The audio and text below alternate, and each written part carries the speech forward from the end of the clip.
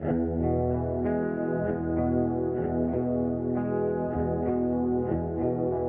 to Performance Anxiety.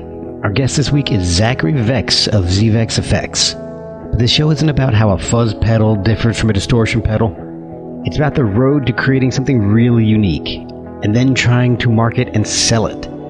There's a lot here for tech geeks, but there's also a lot here for people who like stories about being successful with your creativity and turning a passion into a business without losing the fun part of it all. It's also about Tesla coils and burritos.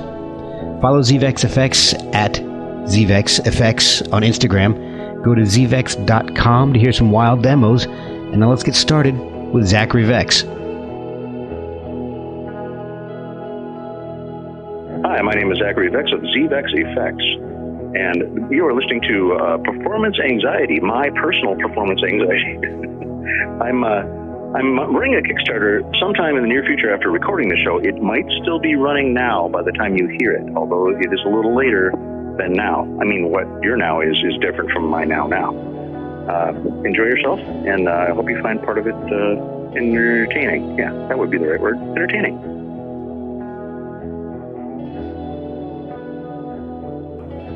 Well, if you don't mind if I'm, making some food while I'm talking to you. I don't mind at all. I don't. I had Jerry Gaskell take a piss while I was doing this, so no problem. Yeah, I'll try not to do that. Luckily, I can make food that's relatively quiet. I think I can make a bean and cheese burrito. I'll have to make it from scratch. There you go. No problem. Like I said, this is a really casual conversation, so I don't mind if real life. A casual conversation about hunkering down in America? Pretty well, yeah. We can do that. We can do that for sure. But it's the whole premise of the show is basically just the listeners are just like a fly on the wall while I'm trying to learn more about what you do. So it's just pretty. Okay. It's not like I don't want to be peppering you with questions. I'd rather it was more conversational. Okay. So and the only thing that I ever ask is at the end. I like to do this at the end. Is like you've done on, I'm sure all your other interviews. Is just a little introduction of yourself. You mentioned your name, the company name, and then the name of the show, which is Performance Anxiety. I like to do it at the end because by that time it's we're a little more in the groove, conversationally speaking. So. It just tends to sound better. Okay. Okay. That's fine. All right. Excellent. So sounds like a plan. Oh, good. All right. So I wanted to know more about how you got into boutique effects pedals, because it's a world that I don't know anything about, but it fascinates me. But I've told this story a zillion times. I can tell it again. I feel like because I've told it so many times that people can go back and look and then fact check against my other ones and see whether or not I'm modifying the story, because stories evolve. Oh, of course. You know what I mean? Yeah. But when I was a little kid, my brothers used to go over to my cousin's house. My uncle had an ES335 and an SG. Oh, nice. It was a Sunburst 335. I think it was yellow and black, but I'm not sure. And that's what I remember. And then there was a SG, and I kind of remember that being red. And I assume it had humbuckers. This was the '60s, so yeah. I don't know. Yeah. It could have been P90s. I'm not sure. I mean, I seem to remember the shiny humbuckers though. And they had a little amp called a Matco or something like that. It was a little tiny practice amp. Okay. And then they had one effect. It was a Jordan Boss tone. Okay. And Jordan Boss tones are notorious for falling out of they plug into the guitar directly. They have like a plug sticking out of the back of them, and there's a little box that's maybe 2.5 inches tall and 2 inches wide and 2 inches thick. It takes a 9-volt battery, and then it has a cord dangling off of it that's permanently attached that plugs into the amplifier. Oh, okay. But it's not very long. Oh, it's not very long. And then you plug the unit itself into the front of your guitar. So the SGO was fine. You couldn't really put it in the E335 because the jack faced down, so it would just fall right out of the jack because it was so heavy. But if you put it into the SG, it would stay there because it was hanging, swinging back and forth, hanging there. Okay. Without, but if you lean forward for some reason, like if you drop your pick, yeah, this is what happened. They'd be thrashing away on the guitar. They'd drop their pick. They'd bend over to grab the pick while they're sitting on a chair, and then, of course, the thing would fall out of the guitar. Oh, jeez. The top of these things was where the controls were, and they were kind of like little dials on a transistor radio. All right. Those little kind of little wheels, but they're Bakelite, so they're super brittle. Yes. And they're in the shape of little tiny cups that actually encircled the entire pot, and they're very tiny, maybe about a half-inch in diameter. So they were kind of like little caps that went over the top of the pot, and they had little ridges on them so you could turn them. And so you could use your thumb, to turn it, or your finger to turn it, because they'd have these little ridges. But if it fell on the floor a few times, they'd shatter, and then there would just be a part of the cup left. Oh, geez. Yeah. And so that happened so many times that they broke so many pieces off of them that finally it was just down to a tiny little pie-shaped wedge of knob was still left, And in order to turn up the fuzz, you could hear it. You had to get that thing, turned all the way one way, but you couldn't really reach it because it was a little slot that it fit into inside the box, inside the pedal. So you couldn't get to it if it was all the way turned the wrong way. Oh, geez. Well, it would hit the floor, and hitting the floor would cause it to turn the wrong way, and then you couldn't hear anything. You plug it back in, and it'd be dead. And I would have to retrieve. I had the tiny little fingers with tiny little fingernails. I was the smallest one, and I'd have to sit there and pick away at it with my finger, trying to get the knobs turned back to get it working again, so that they could keep playing. Which I did, diligently, because I really loved the sound of that thing. Yeah.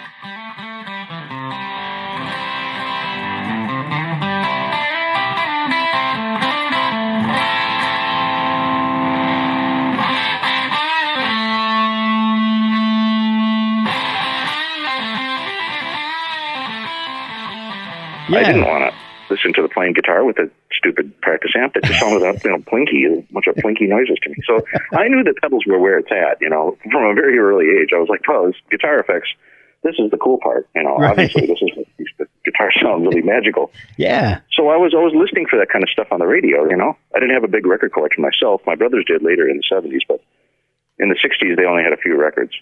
Okay. And like Sgt. Pepper's and oh, geez, yeah. Magical Mystery Tour. And so you definitely listened for effects then.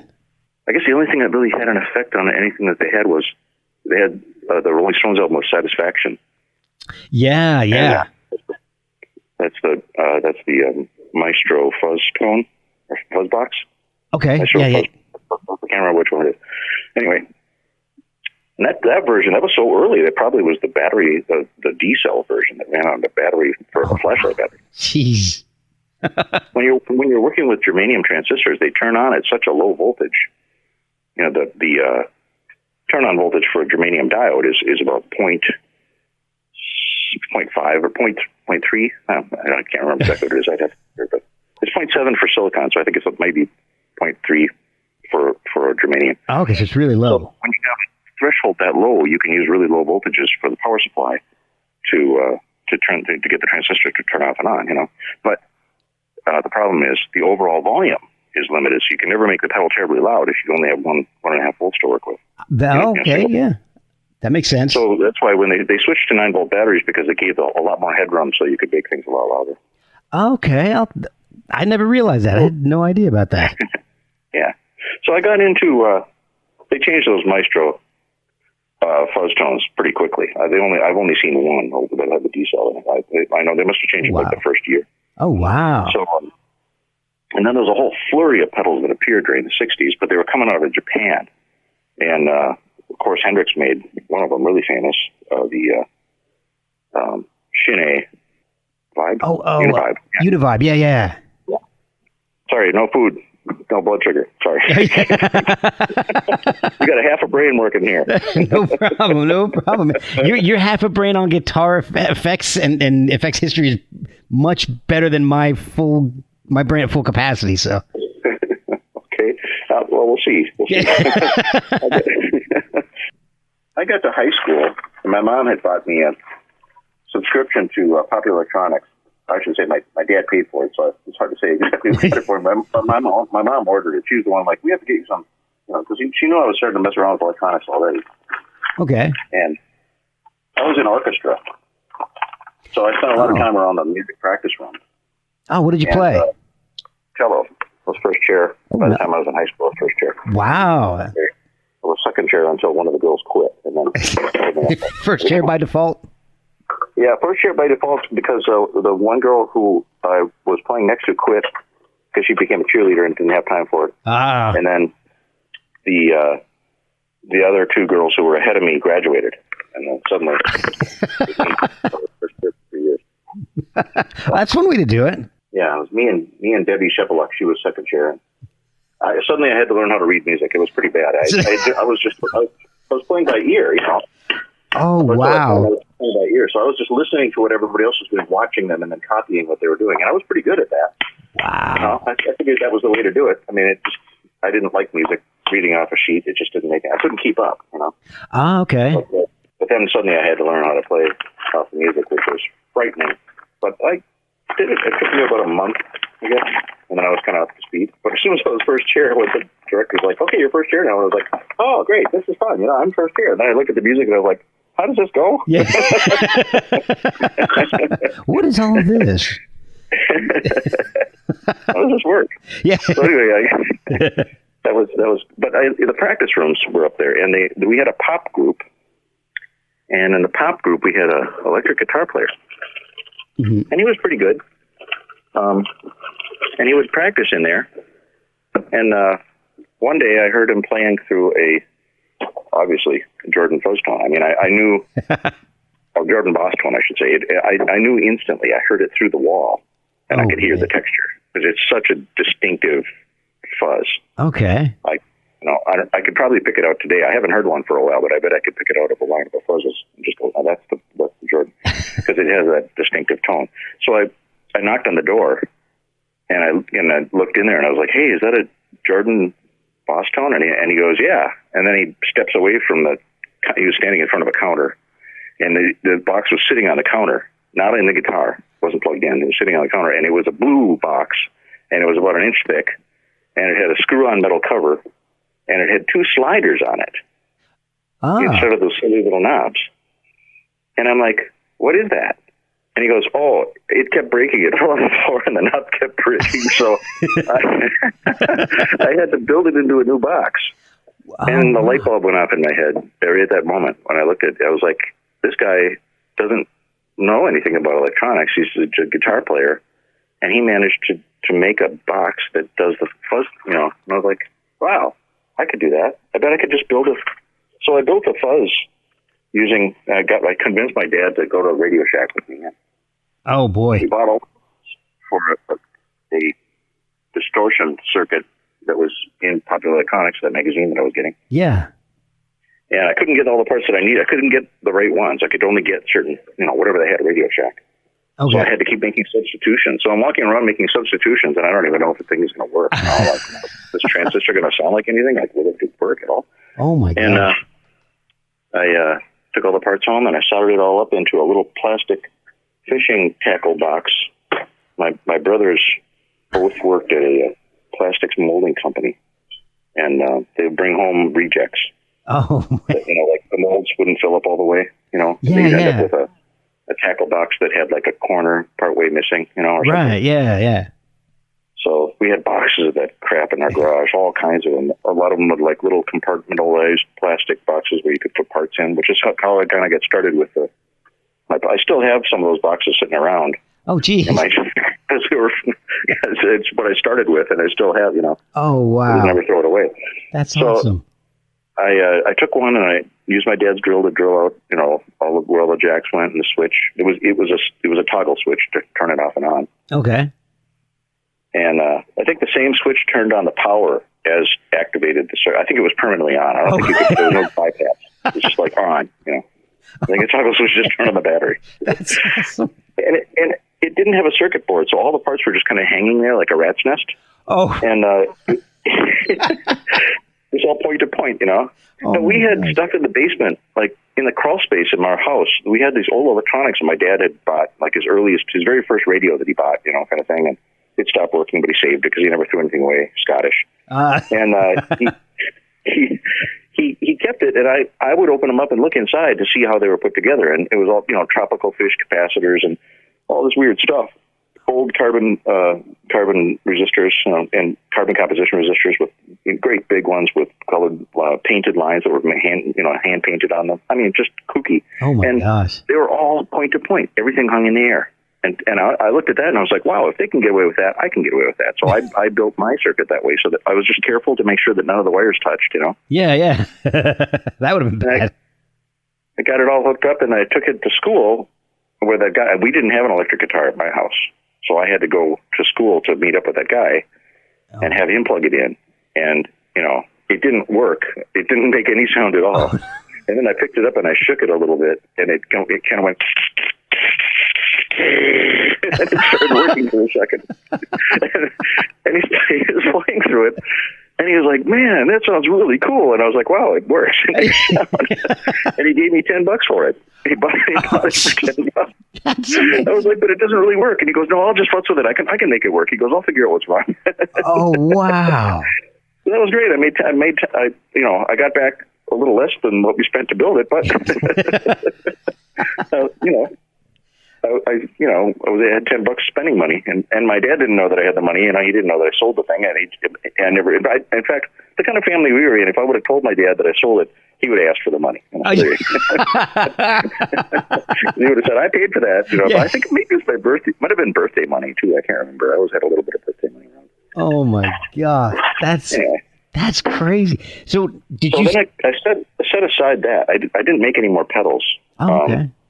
I got into high voltage for a while, and because I met these two dudes who were building Tesla coils. They were twins, and really? That was fun. Yeah, they were these crazy twins from down south somewhere. They came to our high school, moved into the neighborhood, came to the high school. And they just brought mayhem with them. I mean, seriously, they were making stuff that was it was explosive. It was so fun. They bring this stuff to school. And our electronics teacher would be like, what are you doing? You can't have that in here.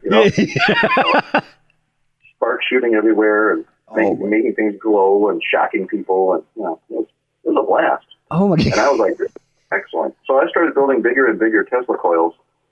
And when I got to college, during the summer after my first year, we convinced a professor to let us use a lab. This old doddering guy who's in his 80s.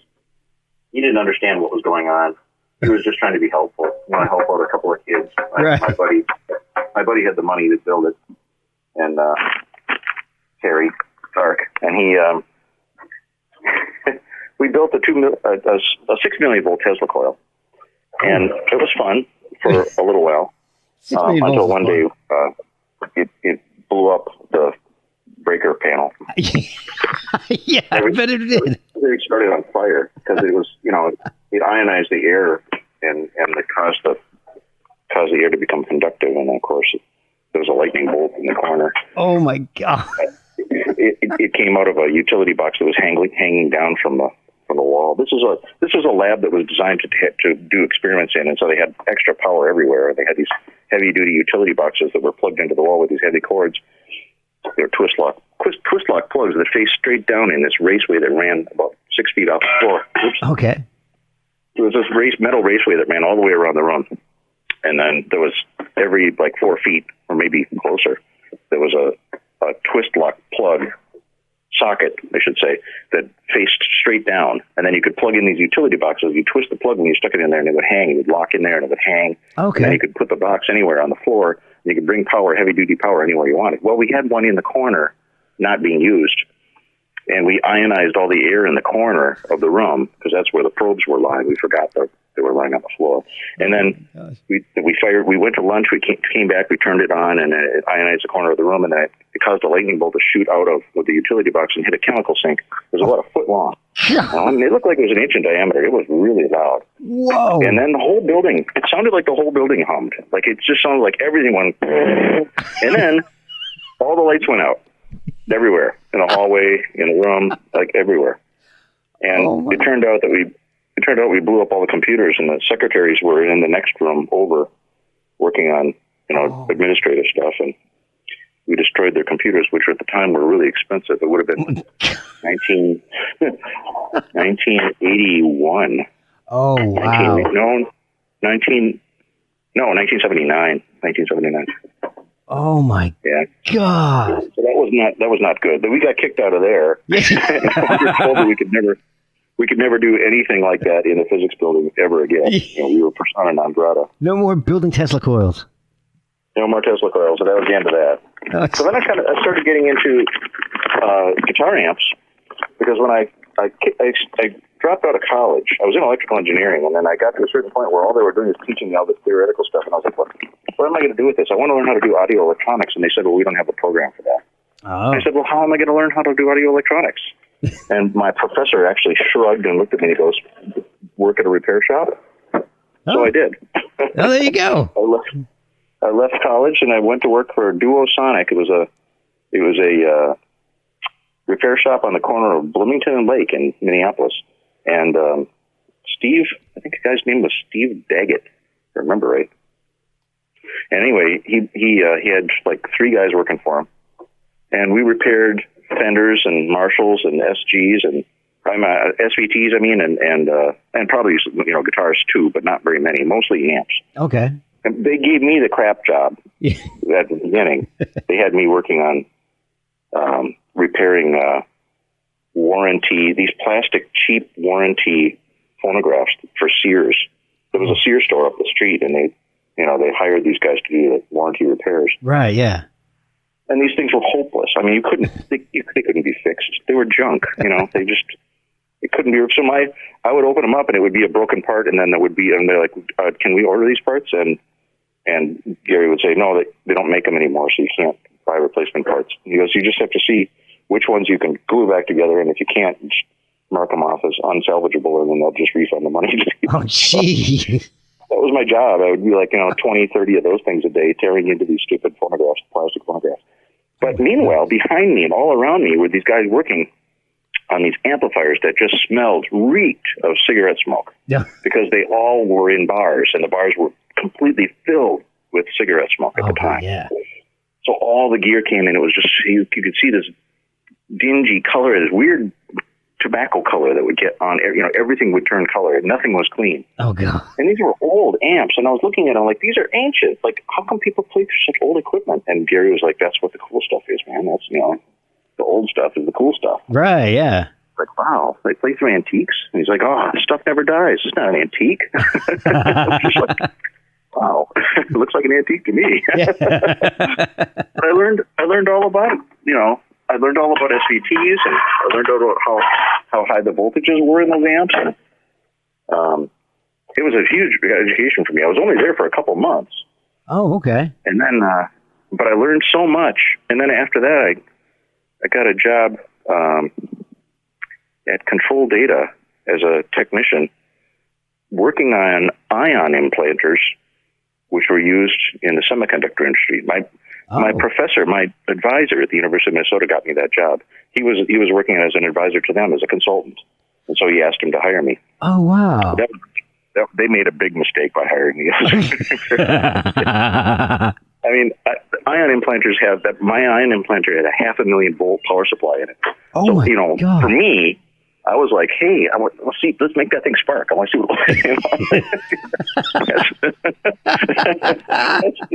that's what I wanted to do. Yeah, it's a playground for you. My buddy Paul kept me from getting electrocuted one time. Couldn't figure out why this thing didn't work, so we bypassed all the interlocks so we could look inside there while it was running. And I suddenly saw that we'd left a wrench in it, and I was like, hey, we left a wrench in there, and I started reaching for it, and he goes, oh, don't do that. He pulled on my smock and pulled me out of the inside of the machine. Oh, my God. Well, I wouldn't be here today if Paul hadn't. I was really comfortable around high voltage. I thought it was completely fascinating. Oh, my gosh. I met a girl while I was there. Her name was Bambi, and we ended up moving in together. Okay. And she had this friend who played guitar really well. Japanese dude, I can't remember his name, but he had the first Mesa Boogie Mark II-B that I'd ever seen. Oh, wow, yeah. And it had a graphic equalizer and everything. I mean, it had all the accessories and Oh, and cool.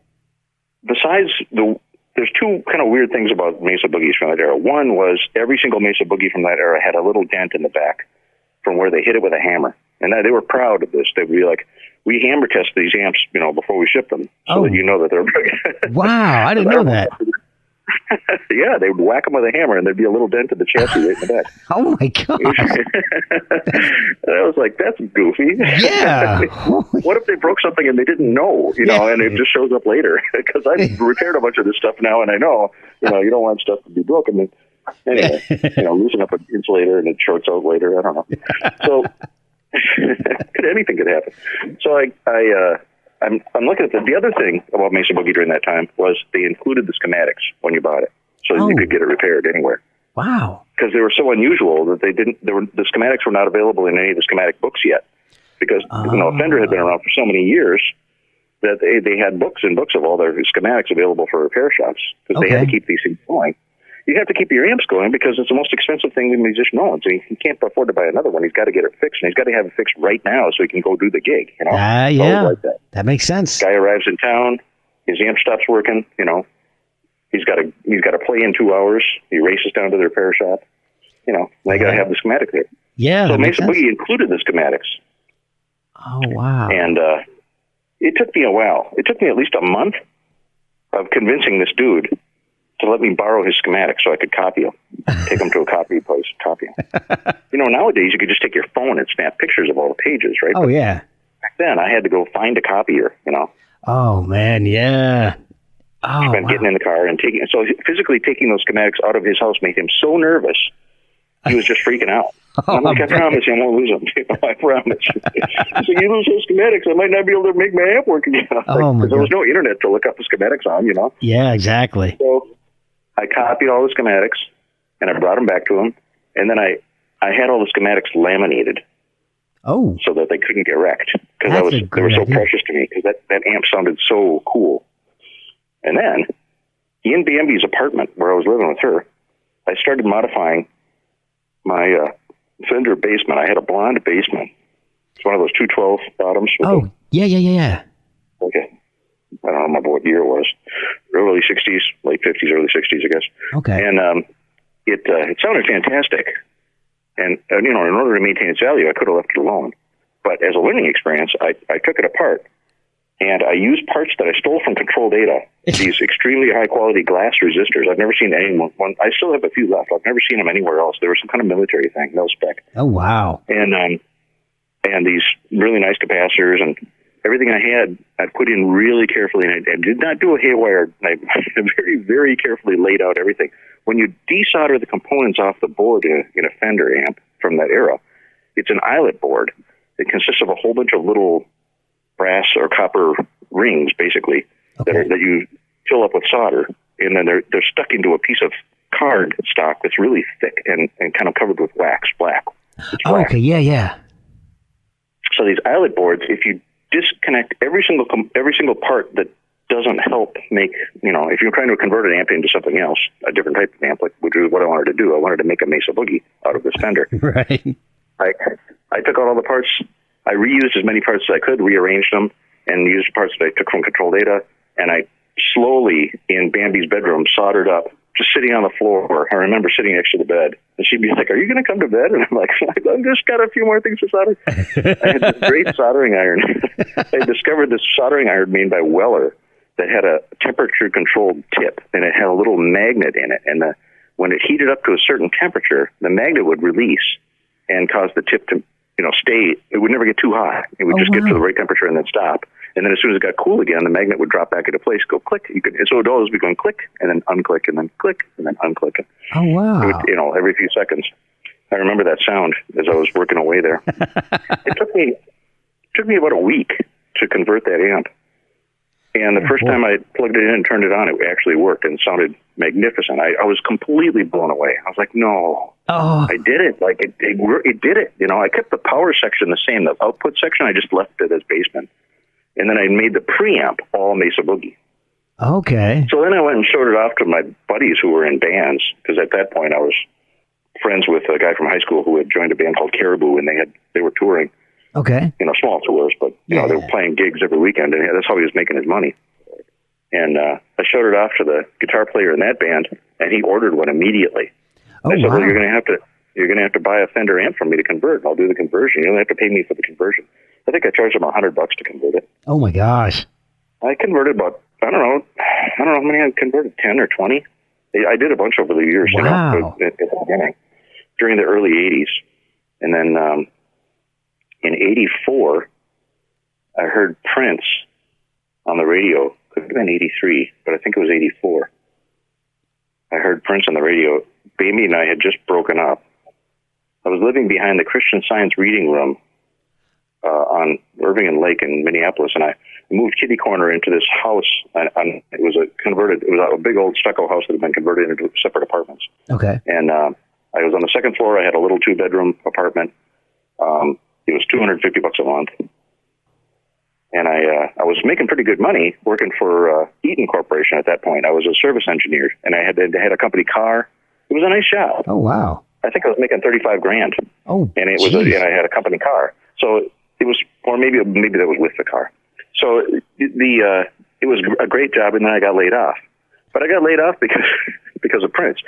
Oh, really? Yeah, I heard him on the radio. And the first time, it was Little Red Corvette. That was when I was working at Control Data. And then after a couple of years passed, he kept coming up with, more and more stuff. Yeah. And had more and more hits on the radio. And I was like, God, this guy's from Minneapolis, and he said, he's a Minneapolis guy. Right. A Minnesota guy, like me. And he's got this fantastic gear. And he records himself, and he plays every instrument. He does everything himself. I could do that. So I started going to stores where they had drum machines and recording equipment, and I got a 4-track TIAC reel-to-reel.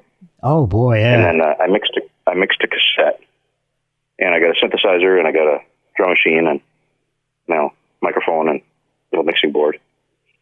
But nothing was ever enough. I just had to keep expanding until finally I had this. Finally, I had a Kai MG1212, which was a little. It took what looked kind of like a beta cassette, like a beta cartridge for competitor for VHS. Yeah. They were actually better quality, but they didn't survive. Yeah, thanks, porn industry. Huh? Thanks, porn industry. Yeah. So I recorded on that thing, and then it had horrible tracking. They were all defective. That whole device crashed and burned.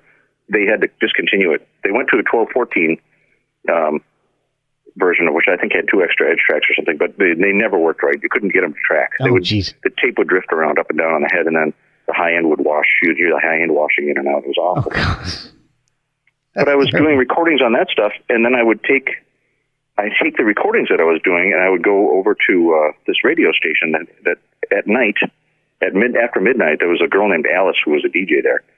And you could call in requests, and I called in and said, hey, if I bring over a song that I recorded on cassette, can you play it on the air so I can hear what it sounds like in my car? And she was like, sure, because I didn't have a tape player in my car. Oh, that's awesome. I went there and brought the cassette there. And so after that, I started every time I had a new song, I'd bring it over there, and she'd play it on the air. When you walked into, it was KFAI, Fresh Air Radio. When you walked into it, it was in a church, really low-budget radio station. Oh, wow. Flea-powered radio station. You could, hardly pick it up. It was only in town, Oh, boy. So you'd walk up these stairs, and you get to the top landing and the stairs, and there was a boombox. And the boombox it was tuned to KFAI. And that was the proof that they were on the air. Oh, that's how small this radio station was. They had a boombox in the hallway to show that they were on the air, because she had no other way of knowing it. She would walk out the hall once in a while and glance at it and see that the little red light was on, indicating that the signal was tuned in. Oh, and the music was coming out of the speakers. And she's like, okay, we're on the air. Good. It was just completely silly. Oh, my gosh. I remember I walked in and I had a cigarette. She goes, you can't smoke in here. So it was a big deal about not having cigarettes around recording equipment or around consoles. It was a huge deal back then. Nobody wanted to have any of their gear yet smoke in it, because they thought that smoke would mess it up. Okay. And so I remember that was very, very strict. So I started learning things about, here, don't smoke around your gear. Don't smoke around tape machines, especially because the ash gets in there and screws up the heads. Okay. I don't know if it's true, but that's what they told us. And it worked. You remember it. So I really got into recording stuff for myself. And then I heard this band play at a bar in my neighborhood called Uptown. And it was a band called The Blew Up. And ultimately, the drummer? Yeah, Bobby Z, the drummer for Prince, managed that band. It was an all-girl band. When I met them, they were they were all 19 years old, and they were all 5'2". I don't know how they found each other. It was a trio, power trio, and they played psychedelic stuff that sounded like a mixture of, let's see, the first album I recorded for them was called SF Sorrow or something. No, Sergeant Sorrow? Yeah, Sergeant Sorrow. I think they took two different LPs that they loved, and they stole one word from each one. So there must be some band must have had an album called SF Sorrow. Maybe, I don't know. Yeah. Maybe I'm remembering this one. I don't know, but it sounds good. They did this weird psychedelic stuff. So I heard them play, and I saw them, and I was just like, this is too cute. They're all so small, and then it's an all-girl band, and it's a trio, and they're all exactly the same size, and the music is completely intriguing. I mean, it doesn't make, I didn't understand where it came from, but I was like, I've never heard anything like this before. And I was like, can I record you? and the girl was just like backing up, the lead singer was just like backing up, like, get away, you weirdo. And I was like, I'll get this. I've got a little recording studio I've set up in my apartment, and I've never recorded a band before, but I'd love to record your band. And it took me a while to convince Rachel. I ran into her at a bus stop outside of McDonald's in Uptown later, and kept trying to convince her. I was like, I was not kidding about recording. I'll record you for free. How'd you like to have a single recorded for free? Yeah. Because I'm going to charge you. So I recorded her band in my apartment. My landlord contacted me, told me if I ever did that again, he was going to kick me out of the building. Because you had drums in your apartment after 10? That was what I was like. Oh my gosh. Didn't work out too well. So then I decided to rent a little space. I still had that job, so I was making okay money. And a huge number of very strange circumstances combined, just by pure luck. Okay. It happened to be in a neighborhood right around the corner from where Babes in Toyland and Soul Asylum and Husker Du and Replacements all hung out and recorded. And there was a record label there called Twin Tone. Okay. And I didn't know. I mean, I was less than a block and a half away. I was about, I was 3/4 of a block away from them. Oh, wow. But around the corner. I was half a block up and then across the street and over by the alley. So it was amazing. And I discovered it completely by accident. I was there setting up my recording studio for the first year, and I used to walk over to this record shop called Garage Door and shop for records. Okay. And one day I was in there and I said, hey, I've got a recording studio. I handed my card to somebody. And the guy looked at me and he smiles. He just recently died. He's a super famous guy who was friends with all of the cool musicians in Minneapolis. And I didn't know this. I just thought, his record store owner. Yeah. And Terry, and he he looked at my card and he looks across the street and he points over to across the street and he goes, "Do you know what that is?" And I said, "What is it?" And he goes, "It's Creation Studios. It's the biggest studio in Minneapolis. You're in a studio area. Did you know you started a studio in a studio area?" And I was like, "No, I didn't know that." So there was a lot of people recording, nearby. Man. Amphetamine Reptile Records was right up the street from me too. So I just happened to luckily find a spot, Yeah. And I went in there. It turned out that the space that I was renting had been formerly rented by the Minnesota Songwriters Association, which was now defunct. Oh, wow. They'd gone bankrupt, and they couldn't even afford to move their piano. Oh, geez. So the guy who ran that kept coming into the shop while I was sitting and working in there, getting my studio set up, doing building and whatever. And he kept coming in and saying, "Hey, do you mind if I leave the piano here till we can move it?" And I was like, "Yeah, it's no problem." And after the first month or two, he kept stopping by, and finally he was saying, "Okay, I can't raise the money to move the piano. Can you buy the piano from me? I'm really broke." Oh, jeez. I'm like, I don't think I need an upright grand piano. It's so big. The space was really small, Wow. And I said, I just don't think I need one. And he goes, "Oh, come on, man, come on." And he's like, "I'll take whatever you got in your pocket. Whatever you got in your pocket." Oh, my gosh. I had $20. I handed him $20. I got myself a piano. Jeez. So then I started playing on the piano, and I noticed that there was something really funky about it, that it sounded really weird, like it was very, very mid-rangey, and I never really had any bass. Okay. And as it turned out, the bass bridge had separated from the whatever the tone, I don't know, tone board or something, I don't know what it's called. Right. But it had separated, the glue had come loose, and so it didn't have any depth to the low end at all. It was all mid-rangey all the way down. Oh, wow. Very, very distinctive, which actually made it sound really interesting when you mic'd it up, because it was, so that piano ended up on a whole bunch of recordings, including Closing Time by Semisonic. Really?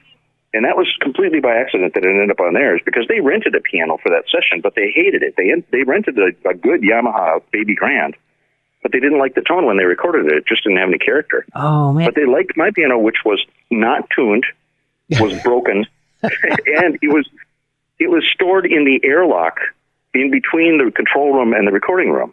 So you had to squeeze past it in order to go into the control, back and forth. It was the only place that my buddy John could put it. When I got out of the studio business, I gave it away to my buddy John. Anyway, so I recorded in this recording studio that I built. I did, 2,000 projects over a course of 4 years, maybe 5 years. Oh, we were busy. We were $9.99 an hour when we opened. $9.99. Oh my gosh! And so with engineer. I'll tell you a real quick coincidence. I actually had Dan from Semisonic. I had his brother on the show recently, Matt. So excellent. That's a strange coincidence there. I didn't realize we had. Mm-hmm. Okay, so back to your story. Well, I first met those two brothers, when they were in Trip Shakespeare. Yes. Yeah, we talked a lot about Trip Shakespeare. Sorry, chewed down a little burrito there. No problem. Take your time. That's the magic of editing. You know that. The story is kind of it's sort of a sensible timeline, kind of. It's kind of going forward in time, right? Yeah. I may have to skip around a little bit, but it's not too terrible. No. So I was in it from 85. Yeah, I started recording in my apartment in November of 84, and I shut down the studio, I believe, in January of 91. Okay. And I worked as an independent recording engineer and producer until 95 at other studios. Okay. All in the Minneapolis area still? Yeah. Okay. What happened was equipment got so cheap. There was so much new equipment being introduced, and then ADAT hit. Remember ADAT? Yes. Yes, those 8-track synchronized? Yes. Well, each band would buy one ADAT machine. They were like $2,000 each. And then any band that wanted to record, they'd strap their ADATs together. They'd all get the ADATs together, and they'd make a 24-track machine out of it. And they'd record in somebody's basement, and they'd all pool their microphones and pool all their, cords and stands. So they formed their own recording studios and started doing, and it just became sort of like a theme in Minneapolis where people were recording in houses using this community gear, Oh, wow. And I couldn't compete with that because it was basically free. Yeah. They could take their time, So my business started to dwindle, and I couldn't make it anymore, so that's why I had to shut down. But I still was able to work because there were other studios that had 24-track analog machines. So after that, what got you back into making guitar effects pedals? Tinnitus. Oh. Or tinnitus. Yeah, I'm not sure how to pronounce that. I got some relocation money in 1994. August, I think. And they gave me $10,000 check up front, which I used to pay off a bunch of bills I had because I just was so poor. It was insane. And then I lived on what was left from that until I got another check. I was getting checks every couple of months that would help me cover my rent, and because they relocated me out of this building because they were building a new Federal Reserve Bank down by the river. Ah, okay. So they stuck me in this cheap apartment, and I sat in there and tried to let my ears heal because I had developed tinnitus so bad in my right ear. I was recording hardcore bands at that point, and my right ear would fire off and start ringing if I heard a kick drum in real life, Ooh. And invariably someone would hit a drum while I was in the recording room before I could get back in the control room. someone would hit a drum, they'd forget that I can't. I'd be like, you guys can't hit anything till let me close the door, please. But invariably something would happen, and then they would kick or hit a snare or something, and then my ear would just go beep, and I was done for the day. I mean, literally, I couldn't hear anything at that point. My right ear was gone. Oh, geez. And after a few sessions like that, I was like, this has got to heal up. I can't do this anymore. It's killing me, Yeah. So I went and I just hunkered down in this apartment and was living off this money that I got and just living, beating, not spending any money, not going to the bar, not buying any pot, nothing. I just stopped everything. I just stopped, stopped spending any money. I thought maybe I could clear it up. I was so wanting my ear back so bad because I knew I needed it to make a living. Yeah. And I had heard that Soul Asylum, Dave Perner had terrible problems with tinnitus. And so he had plastic around the drummer, Mm-hmm. They had a plastic shield around the drummer. And that was one of the solutions they used. But in order for him to fall asleep, he had to turn the TV between stations and listen to it going, because otherwise he couldn't sleep because the screaming was so loud after a gig. Jeez. Same thing happened to Pete Townsend. I didn't want that to happen to me. I didn't want that to happen to me. Yeah, no kidding. Jeez. And my dad had hearing problems too, and I was like, oh crap, am I going to lose my hearing? I was only in my 30s, Oh God. So I sat perfectly still and just waited in silence, every day, cleaned up all, being a good boy. Yeah. And one day I went into a music equipment store. I was always looking for a really good bargain. And I found an Apollo Fuzz Wah made by Shanae, same company that made the Univibe. Right, okay. 60s device. It was all worn out. The treadle didn't work anymore. But the wah-wah I wasn't interested in. What I could hear when I turned on the fuzz just blew my mind. I was like, this fuzz is like the absolute craziest fuzz I've ever heard in my life. It just sounded like it was a race car engine. Oh, wow. And it would just make these grumbly sounds. It was intermodulation distortion, but I didn't even know what it was called back then. And I bought it for $25, took it home, opened it up, and there was a schematic inside. Oh, wow. Once again, jeez. I had a sound that I really loved, and I had the schematic right in front of me. Oh, my God. Same thing that happened with that BC Boogie Mark II. Yeah. Having access to the schematic was always what gave me that sense of power that, like, I can do this. I can make my own, Wow. So I took the schematic, and I built my own Apollo Fuzz Wah with the octave. It's an octave fuzz. And I called it the Octane, but what I did was I changed two things. I gave it a much louder output by putting a boost circuit at the output of it. And I changed this tone control switch into a tone control knob that let you sweep back and forth between the carved out mid-range and the very aggressive mid-range tones that were the choices in that switch. Oh, cool. So you could choose exactly how much, voice it had, how much bark it had. So that thing I totally loved. And I was so proud of the way it sounded that I painted up a box and I got Letraset letters, which are these rub-off letters that you could get back then for doing graphic artwork. Oh, okay, yeah. There were transfer letters. You'd put the sheet down. It was kind of looked like wax paper kind of. It was covered with letters. Yeah, black. Yeah. And you rub them, right? You'd rub them from the front and they'd stick on whatever surface you put them on. Yeah, I remember that. So I put those down on the top of the pedal after I painted it. I got these testers enamels and I went to the hobby shop and I was like, how do I get candy apple red? And the guy told me what I had to do was paint down either a silver or gold first. Yep. Let that dry and then put the candy clear over the top of it with the candy clear red over the top of it so it has a reflective surface behind it in order to make it glow like that. Yeah. And I looked at it when I was done spraying and I was like, God, this is great. It's actually glowing. It looks like a candy apple car. I had some when I was kids, Oh, yeah. When I was a kid, I used to have some little race cars that were candy apple. Yeah, me too. And then I put the Letraset on there, and I didn't like the way that the letters turned out for the Octane. So I took a razor blade and I carefully cut down through the paint so I got down to the metal, the bare metal underneath. So the letters were cut out as bare metal. Oh, wow. And I spent all this time working on it. These are not really important details, except for the fact that I was so proud of what I had done. I took it to a store. Now, at first I showed it to all my friends, Yeah. And I walked into the store, this fantastic, one of the best stores in America. It's called Willie's American Guitars. It's in St. Paul. Okay. And I walked in there and I was like, Nate is the owner. Everybody calls him Willie. And I said, hey, Nate, I made this. And he was trying to do a sale. He was trying to sell a guitar, and I interrupted him. And he kind of looked at me and rolled his eyes. What are you doing? You're interrupting me. And he looks over, and he kind of squints, and he looks at it, and he goes, "Oh, nice. I'll take 3." And then he goes back to and I'm like, what? What just happened? That's incredible. I wasn't expecting that, Yeah. I was like, really? You want me to make 3 of them for you? He goes, yeah. And I said, you haven't even heard it. He goes, you're a recording engineer. I'm sure it sounds fine. Okay.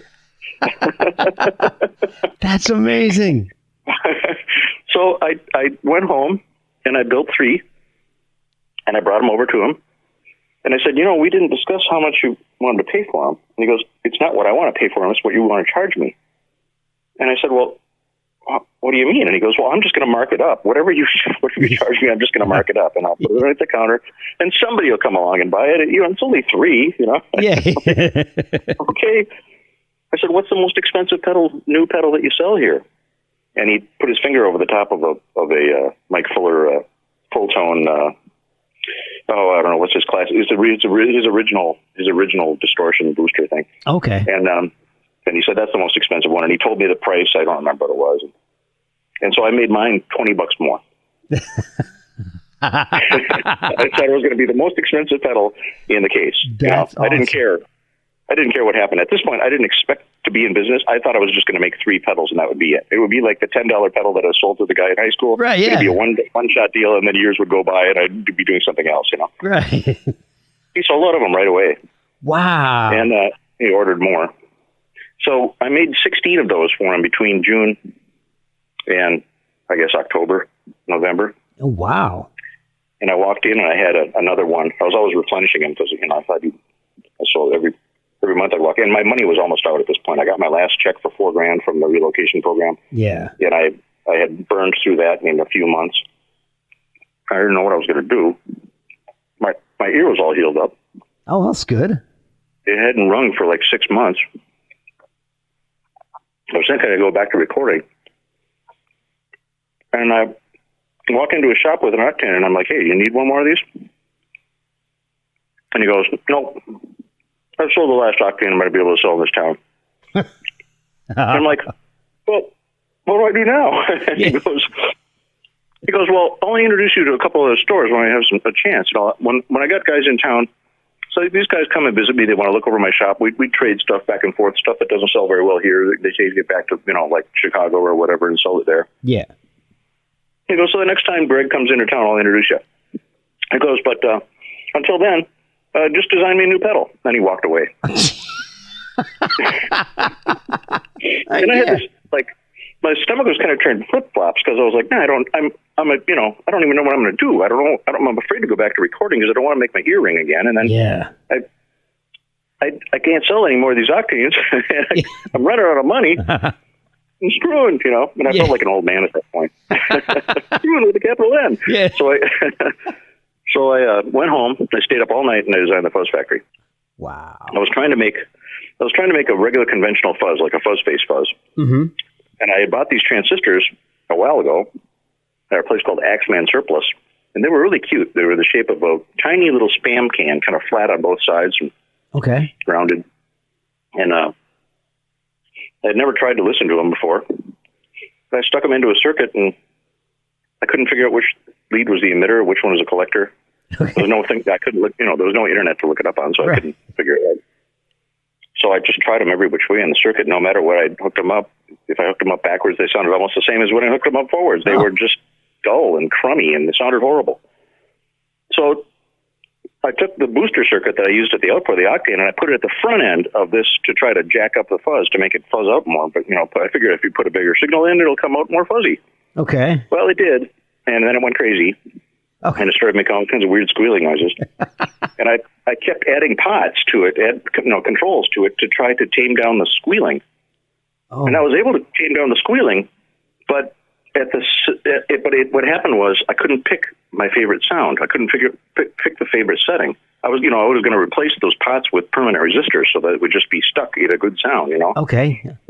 And I kept twisting the knobs back and forth and listening to all the different sounds you could get out of this thing, and I couldn't pick one. And then I was like, screw it. I'll just make a 5-knob fuzz.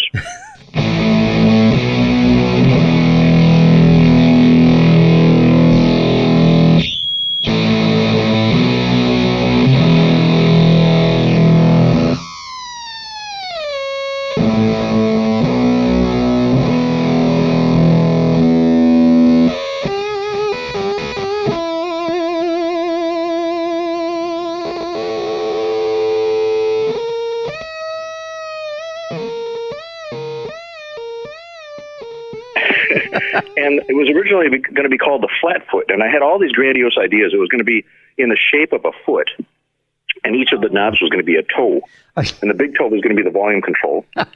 And then, and then I was going to stick out like little toes at the end of this foot-shaped pedal. And then I started looking into casting. I called around to everybody I knew that might be able to do casting, and I found this casting company in Minneapolis, and they wanted to charge me a fortune to cast these feet, And it was going to be called the Flatfoot, Yeah. And it's all in my lab notebooks. I was just looking at it the other day. It was really funny. So I was like, nah, screw that, And then one day, I was thinking, how can I make it, it's like a new version of the Fuzz Face, and then Fuzz, F-A-C, Fuzz Face, F-A-C, almost E, And it suddenly hit me. I was like, Fuzz Factory. Oh, that's funny, because it's a factory of fuzz. You can make all these different sounds with it. So it kind of tells you what you're going to do when you get it, Yeah. It's a way of inventing your own sound. That's amazing. That's great. I brought it over to Nate. I painted it green. So it was emerald green, candy emerald green, it's called. It was a tester's color. Okay. And that one, instead of using copper as the base coat, I used silver so I could make it, very bright, because the green was kind of dark. It just didn't have that glow like the red. Yeah. And then I used paint pens to draw on all the labels on that one. Oh, okay. And I would change colors. I did kind of like a rainbow colored, different colored paint pens on different spots. Oh, wow. And I made one of those and I brought it to Nate and I was like, hey, I made you a new pedal. And he looked at it. He just goes, man, that's a lot of knobs. Well, I said I couldn't make up my mind, Nate. Yeah. I had to leave them all in there so you could adjust it. So it's kind of like an engineer. He turns the user into an engineer, and he goes, "Yeah, whatever. I'll take two of them."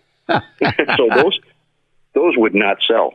They would not sell. Really? They just sat there, and I'm like, what do I do now? Yeah. So my buddy John Cooker loved it. He owned a recording studio called CD Underbelly, where ultimately that Semisonic album was recorded. Okay. I met him kind of by accident through another friend who told me to try to convince him not to build this recording studio because there was so little money in the recording studio market. I was so sore at recording, at this point, I was the perfect person to talk to about not starting a recording studio. Yeah. So I went to meet with him to tell him not to start a recording studio and all the things that were going to go wrong and everything that could possibly happen. And he just kept nodding his head going, man, wow, yeah, totally. And then, a month later, he was fully into his project and building his recording studio. He spent $500,000 or something. It was insane. Oh, my God. So I don't know where he got his money, but it was amazing. So I think it was probably $250,000 when he built the studio.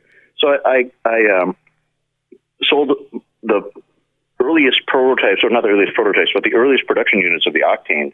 He bought up all the low serial numbers that I had, anything that I had left in my stock. Yeah. And then he bought up the first Fuzz factories too, because they were, they weren't selling. But he loved the sound. He totally loved the sound. He's like, man, this is completely crazy.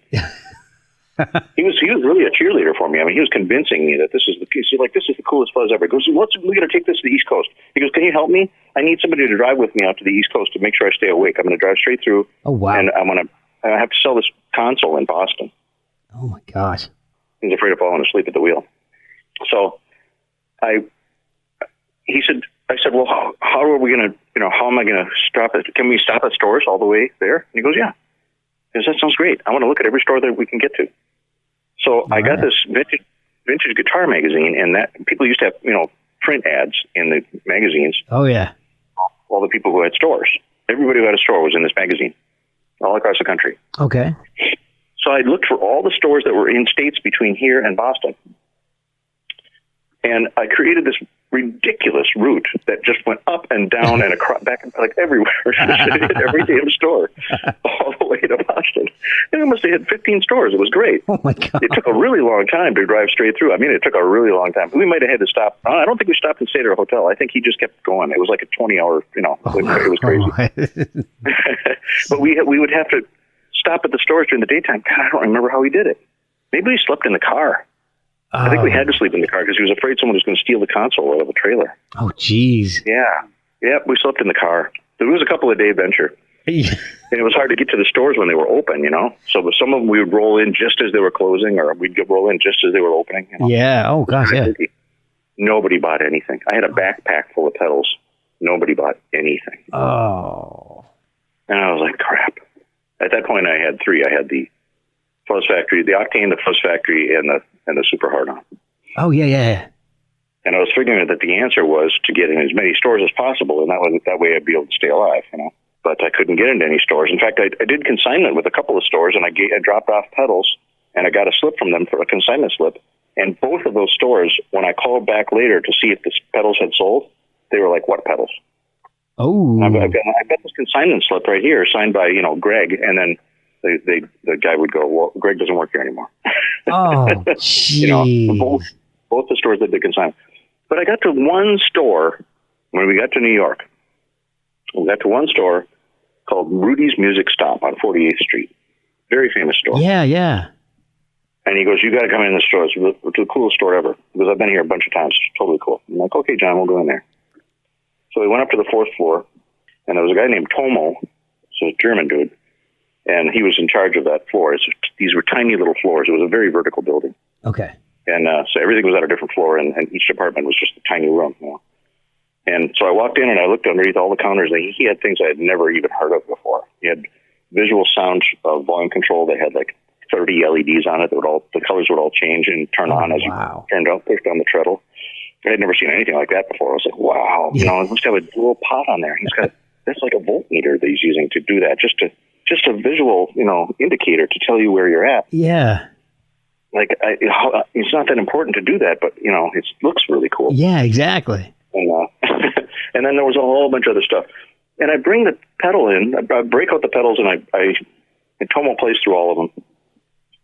And he's making these funny noises with his thick German accent, Yeah. And then he just goes, no, I'm sorry, I can't buy any of these pedals from you. They're all too crazy, man. It's just too crazy. If people play really normal music around here, and they're not going to buy these crazy pedals or anything like that. God. It's like, jeez. Oh, great. So I packed up my backpack and went back down the stairs all dejected. And I'm standing on the street with John, and I'm like, what do we do now? We had to pay the $25 per hour parking fee to park the car in the trailer. Oh, and it was in a ramp, Yeah. And he's like, well, we could go to a deli and get a sandwich, And I was like, okay. And then I feel this tap on my shoulder. I turn around, and Tomo's standing on the street. And it's kind of cold. He doesn't have a coat on. He's got his arms kind of up. He's a really skinny guy. He's got his arm wrapped around he's wearing a T-shirt, in the cold, wintertime. And he's holding on to his arms. And he's looking at me. He goes, yeah, you got one of those Fuzz Factories? I'd like to buy one of those from you. I'm like, oh, gee. What do you mean? You just told me that they wouldn't sell around here. He goes, no, not for the store, just for me. And I'm like, wait a minute. Oh. I'm like, you want one? And he goes, yeah, well, I play kind of weird music, so I'm kind of a weird guy. And I'm like, well, wait a second. Don't you think there's more weird guys like you? And he goes, oh, it's the owners. They'll never let me buy anything weird like that. I know what they're like. They won't let me buy it, Oh, jeez. So I break out a Fuzz Factory, and I hand it to him. And I go, I told him how much it was. I don't remember. Yeah. And he goes, oh, okay, I'll have my record company send you a check. Oh. And I'm like, oh, great.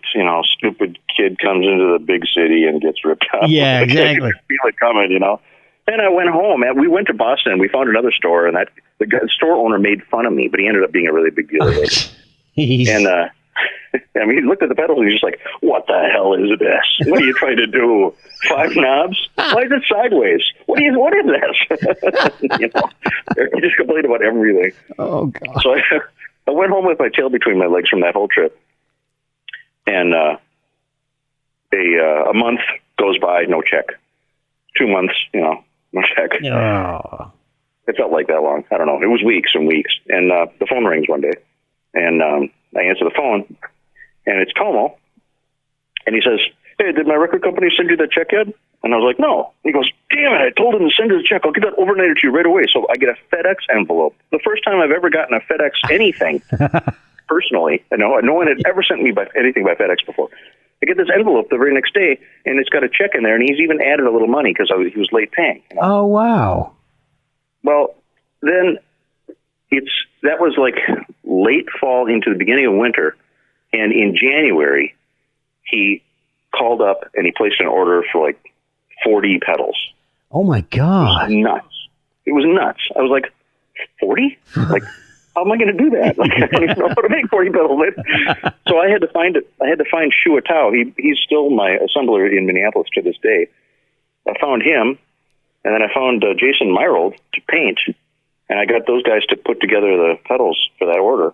Oh my God! And I was able to ship them out, and we put them together in a couple of weeks, and zipped them out there, and sent them COD, and the COD check came back, and the check didn't bounce, and I was just like, wow, this is crazy, man.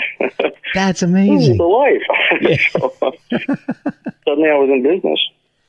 Wow. Like kind of making enough money to have guys working for me, you know? That's amazing. It was just, freaky. And then I kept trying to design pedals after that, and I couldn't come up with ideas. I came up with this thing that I wanted to call Black Box number 9. Okay. But Fulltone had a product years before called the Black Box, and it was a power supply. It wasn't even a pedal. Okay. And, okay. But he stopped making it. So I called up a phone number that was on the instruction manuals for, I went to a store, I got the phone number off an instruction manual, and I called him, or maybe I got it out of the back of a magazine. Called him up, and he answered. And I was like, "Hi, Mike, this is Zachary ZVEX. I make guitar effects." And he goes, "Yeah, I don't know who you are." I go, "Well, I have this question. I was wondering if I could use part of your name for your previous product for my name for my new pedal, which I want to call Black Box number 9. And he goes, "No, you can't do that." And I'm like, "Well, it's not exactly the same." He goes, "I don't care. You're not using my name." I'm like, well, "Okay." He just sounded really mean. I thought the conversation was over. And he goes, "What do you make?" And I'm like, "Well, I make the Octane and the Fuzz Factory and Super Hard-On." And he goes, "Well, how many of them have you sold?" And I was like, "Well, I just got my first really big order from Rudy's Music Stop. I sold 40 of them to him." He goes, 40? That's pretty good. And I was like, yeah, I was kind of amazed. I mean, it could have saved my life. And he goes, "You know what? Don't worry about anything. It's all, you're going to take off. Your company's just going to completely take off. You're going to be a total success. Don't worry about it. Right now, you got into this scene at just the right time. It's exploding. Wow. You're going to love it." And I was like, wow. You're going to love it. He was right. I did love it. There were years where it was just an explosive growth. It was just crazy. I couldn't believe it. We were doubling every year. It was nuts. Wow. And you're creating some really bizarre effects. I mean, I did a lot. I made a lot of mistakes. Yeah, if that's what you're trying to say. Yeah. Well, that was one thing I wanted to ask you about. So, what is the development process like? Do you scheme things out, or do you know what a pedal's going to sound like before you start working on it? Do you have that? Sometimes I go in. Sometimes I have that kind of plan. Sure. The Lo-Fi Loop Junkie started off as a simple recorder. It was this little kit you could buy from Radio Shack. Once again, we're back to Radio Shack. Yeah. There's a little kit you could buy that it was just circuit board and it had a microphone dangling off it. It was attached by 2 wires that were twisted together, and then it had 2 buttons that were mounted on tiny little printed circuit boards, really cheap little buttons. Okay. And they each had 2 little twisted wires. And then there was a 4 AA cell power pack with a little plastic battery holder that was also attached by 2 wires. It was just it looked like a rat. You pull it out of the bag and it was just loose junk hanging everywhere. And I took that thing and I took the microphone off and I changed the input so that it had a DC blocking capacitor, and then I just played guitar into it, and it actually worked. I had to change the level going into it because it was overloading a little bit, but that was easy to do. Oh. And then I put it in a box, and I listened to it, and I played through it, and then one of the tests I used to do is I would leave a battery in overnight, turned on, to see how fast it drained the battery. Oh, okay.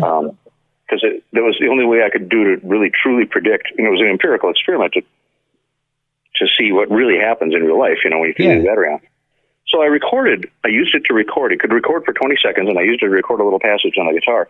And then when you played it back, of course, this cheap recording device, it used a Winbond chip, which is a very strange recorder, and it would play back super compressed and kind of noisy and really dull. All the high end was rolled off. But it sounded kind of like a music box, Okay. And so if you had it playing in the background while you were playing guitar over the top of it, it sounded like a different instrument. And so you could play into it, and then when you played back, it would sound like it's somebody else, totally somebody else. Different tone, different texture, and different It was like completely compressed and also no high end. So it didn't interfere with your high end. Your high end would shine over the top of it, and never interfere with it. Okay, that's cool. But I left it plugged in overnight. And I forgot about it for like a week. And then I came back to it. Well, I played with it for a while and I really liked it. And then I left it turned on thinking, okay, I'll find out how long the batteries last. But I forgot to check on it. And about a week later, I went and checked on it. And of course, the batteries were really low at that point. Yeah. Because I think it's quite a bit of juice. And I turned it on to listen to the sound, what it sounded like now. And my guitar was like coming out of it going, like really slowed down. Like it was a totally slowed down recording. Oh my gosh. And a little light bulb went off in my head and I was like, God, that's crazy. This chip, when the battery voltage goes low, it keeps working, but it runs at the wrong speed, which is fantastic because that meant I could introduce vibrato. I could make it play back at whatever speed I wanted, so I could warble. I could make the voltage on the battery the voltage on the power supply from the battery go up and down, and causing it to go over pitch and under pitch, over pitch, under pitch, over pitch, under pitch, so I could make a vibrato. Right. And I started working on that, but before I did, I took that unit that I had, which did work, and I put fresh batteries in it, and I brought it up the street to Twin Town Guitars, not Twin Tone, that was the record label. Right. Twin Town is this really great little shop in Minneapolis on Lyndale Avenue and 33rd Street. Okay. And I brought it into the two owners at the time were Jimmy and Andrew. And I knew both of them. I'd recorded Andrew before. I might have even recorded Jimmy. So I set down the thing on the counter and I was like, I have this little sampler here that is not like any sampler you've ever heard before. It's very weird. And I said, I don't know if you guys would like it, but I just want to know what your opinion is of the texture. I said, I really love the texture myself, but I'm not sure if I'm just being quirky, Right. So they tried it out, and Jimmy was kind of like, yeah, man, cool. Yeah, and he was just didn't look in his eye, And he goes, I'm gonna take this home to my recording studio and do a little work with it, see what I can see if it sounds good when I record it. Yeah, I'm like, so I'm like, this guy's being kind of weird, but yeah, go ahead. So he took it home. He never brought it back. Oh, geez. And Andrew had to kind of beat him up to get it back out of him. I had to work for months to get that thing back from him. Oh, he would not cough it up.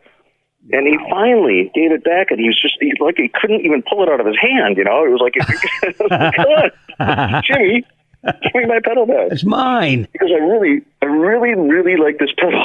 I'm like, okay, I'll make production units. You can sell them here, and then we'll, well, a year later, I still didn't have a working unit. I couldn't make it work. Oh, man. I couldn't figure out how to make it re-trigger so that when you turned it on, it would start from the beginning of the sample. In the original version, it was just playing randomly somewhere in the middle when you turned it on. It was always running in the background. So it took me forever to figure out how to do that. The chip was it fought me, Yeah. But I figured out a trick where I was able to do something with some of the logic inputs and force it to rewind to the beginning every time you bypassed it and then turned it back on again. Oh, Part of the problem was the true bypass switches back in that day were only double pull, double throw, so you could only do so much with them. You only had one pin to work with that could be used as a logic pin that would be able to tell the chip, hey, the thing just got turned off, and then then it would know to restart. And then when you put it back on, then it would say, oh yeah, now the switch just got turned on again, so I'll start from the beginning. But because there's only 6 pins on the switch, and you had to switch all of the audio, and usually you use all 6 pins anyway just for the audio to make it work right. I mean, I was doing a trick that was like, this is not going to work. And so, like I said, a year later, and then one day I finally got it to work. So that one, I knew that I wanted that texture that I got when you recorded your voice through the microphone. Yeah. And I wanted to have that texture on the guitar. Then, after hearing the pitch drop, I knew that I wanted to make a vibrato using that pitch thing by changing the voltage on the power supply. Right. So I guess I decided to make my decisions about that based on what it could do and how I could improve it as I was going, Yeah. So that one, the device itself, I was once again transforming somebody else's device into something that I could use, Mm-hmm. So I didn't end up using those Radio Shack boards. I ended up finding out what the chip was, and I found out that it was made by Winbond. And then I found out that they had a series of ones that had pins instead of surface mount. And then I was able to stick it into a socket, and then the only way I could build a whole circuit on my tiny little circuit boards, which were all the same size, like 4 inches wide and 1 inch high. Okay. I had to put a whole bunch of components underneath the chip, the big chip it's like a 28-pin chip. So I had to build these 2 rows of tall sockets to hold the chip way up off the board to make room underneath it for components. And then I populated the whole area underneath the chip as well as all around it. Oh my God. That was the only way I could fit it all together. Oh, geez. A lot of hidden stuff inside the lo-fi electric.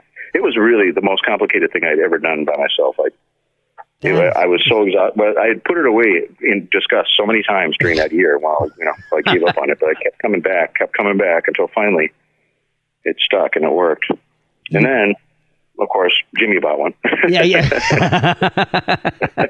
And then he didn't have to give it back. Yeah, and then he wanted that original prototype. He was like, what I really liked about the original prototype, man, was that, you didn't know what it was going to do when you turned it on. You know what was going to be playing. It couldn't be doing anything. I really like that about that. Here I'd worked so hard to try to organize the sound, and he didn't like the fact that I made it all organized. Oh, my God. Well, the Lo-Fi Loop Junkie kind of put me on the map. Before that, I had done the Fuzz Wah.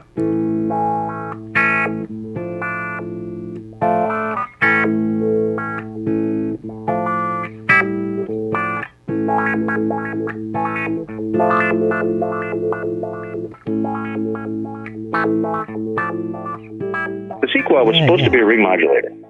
Okay. And I figured out how to make a sequencer by buying this book about synthesizers where none of the circuits worked. None. Oh.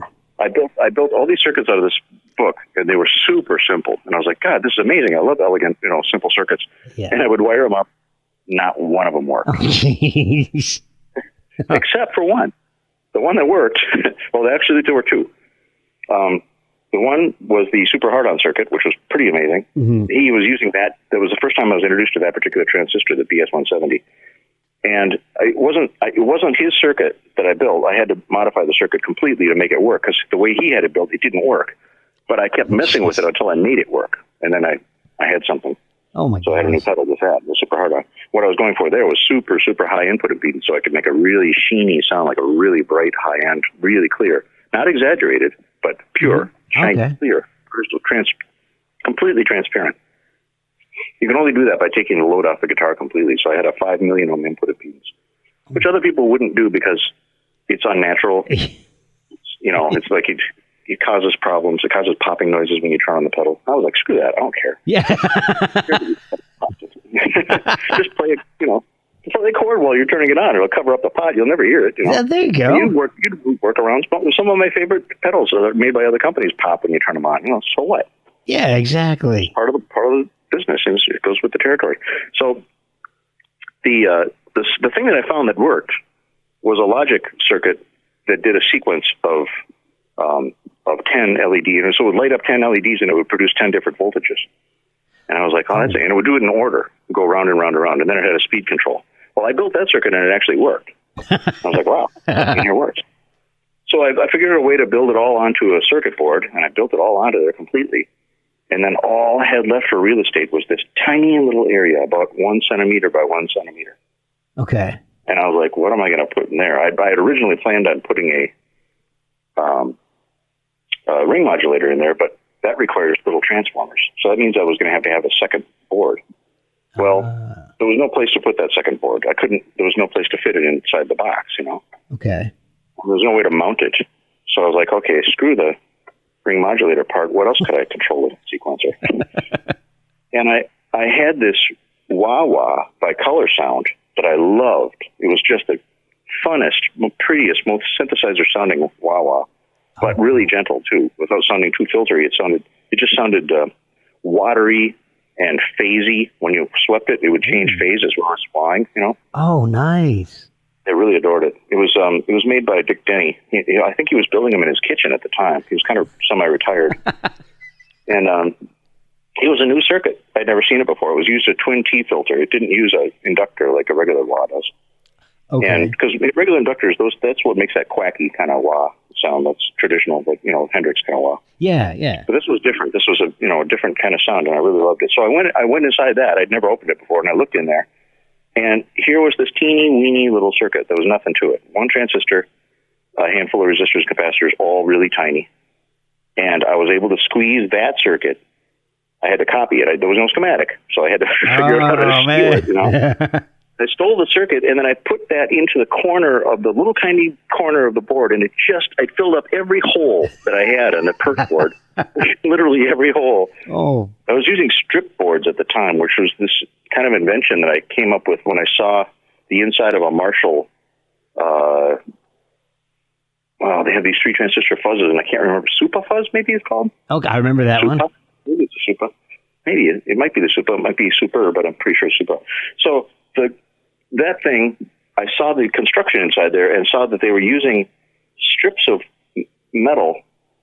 Like, it wasn't solid copper. It was stripes going all the way across. And then there was holes all everywhere.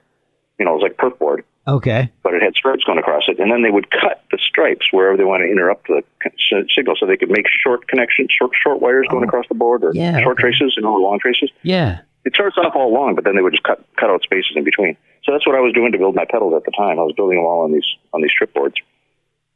And so on the strip board, I was able to just squeeze in. I used up every hole in the corner of the strip board to get that wah circuit in there. And that thing sounded amazing. That was the Seek Wah. I was really proud of that. That was so. It had it had 9 knobs on it. Now I was up to 9. It's like I had a little button made that said, for the NAMM show, that said, "Give me enough knobs and I could control the world." Yeah. So you've made. I was just obsessed with having the most knobs of anybody. Well, you've made some weird stuff. Like, you kind of have to explain the Invento box to me. You want one? Yeah. Really one cheap. I got a whole pile of them. They did not sell. Oh. I thought that would be a great idea for like a father-son thing. Like, I thought if my dad had been an electronics repair guy, and I had that at home, he could teach me how to, wire up my own guitar pedal. I could design my own guitar circuit, See, because the whole thing is so flexible. It had like everything I'd ever done, all the parts I ever needed to build any of my pedals. They had them all in one place, and it had a little experimenter socket plug-in circuit board, so you could plug the parts in and just temporarily build something, or you could build it permanent and close it up and just use it.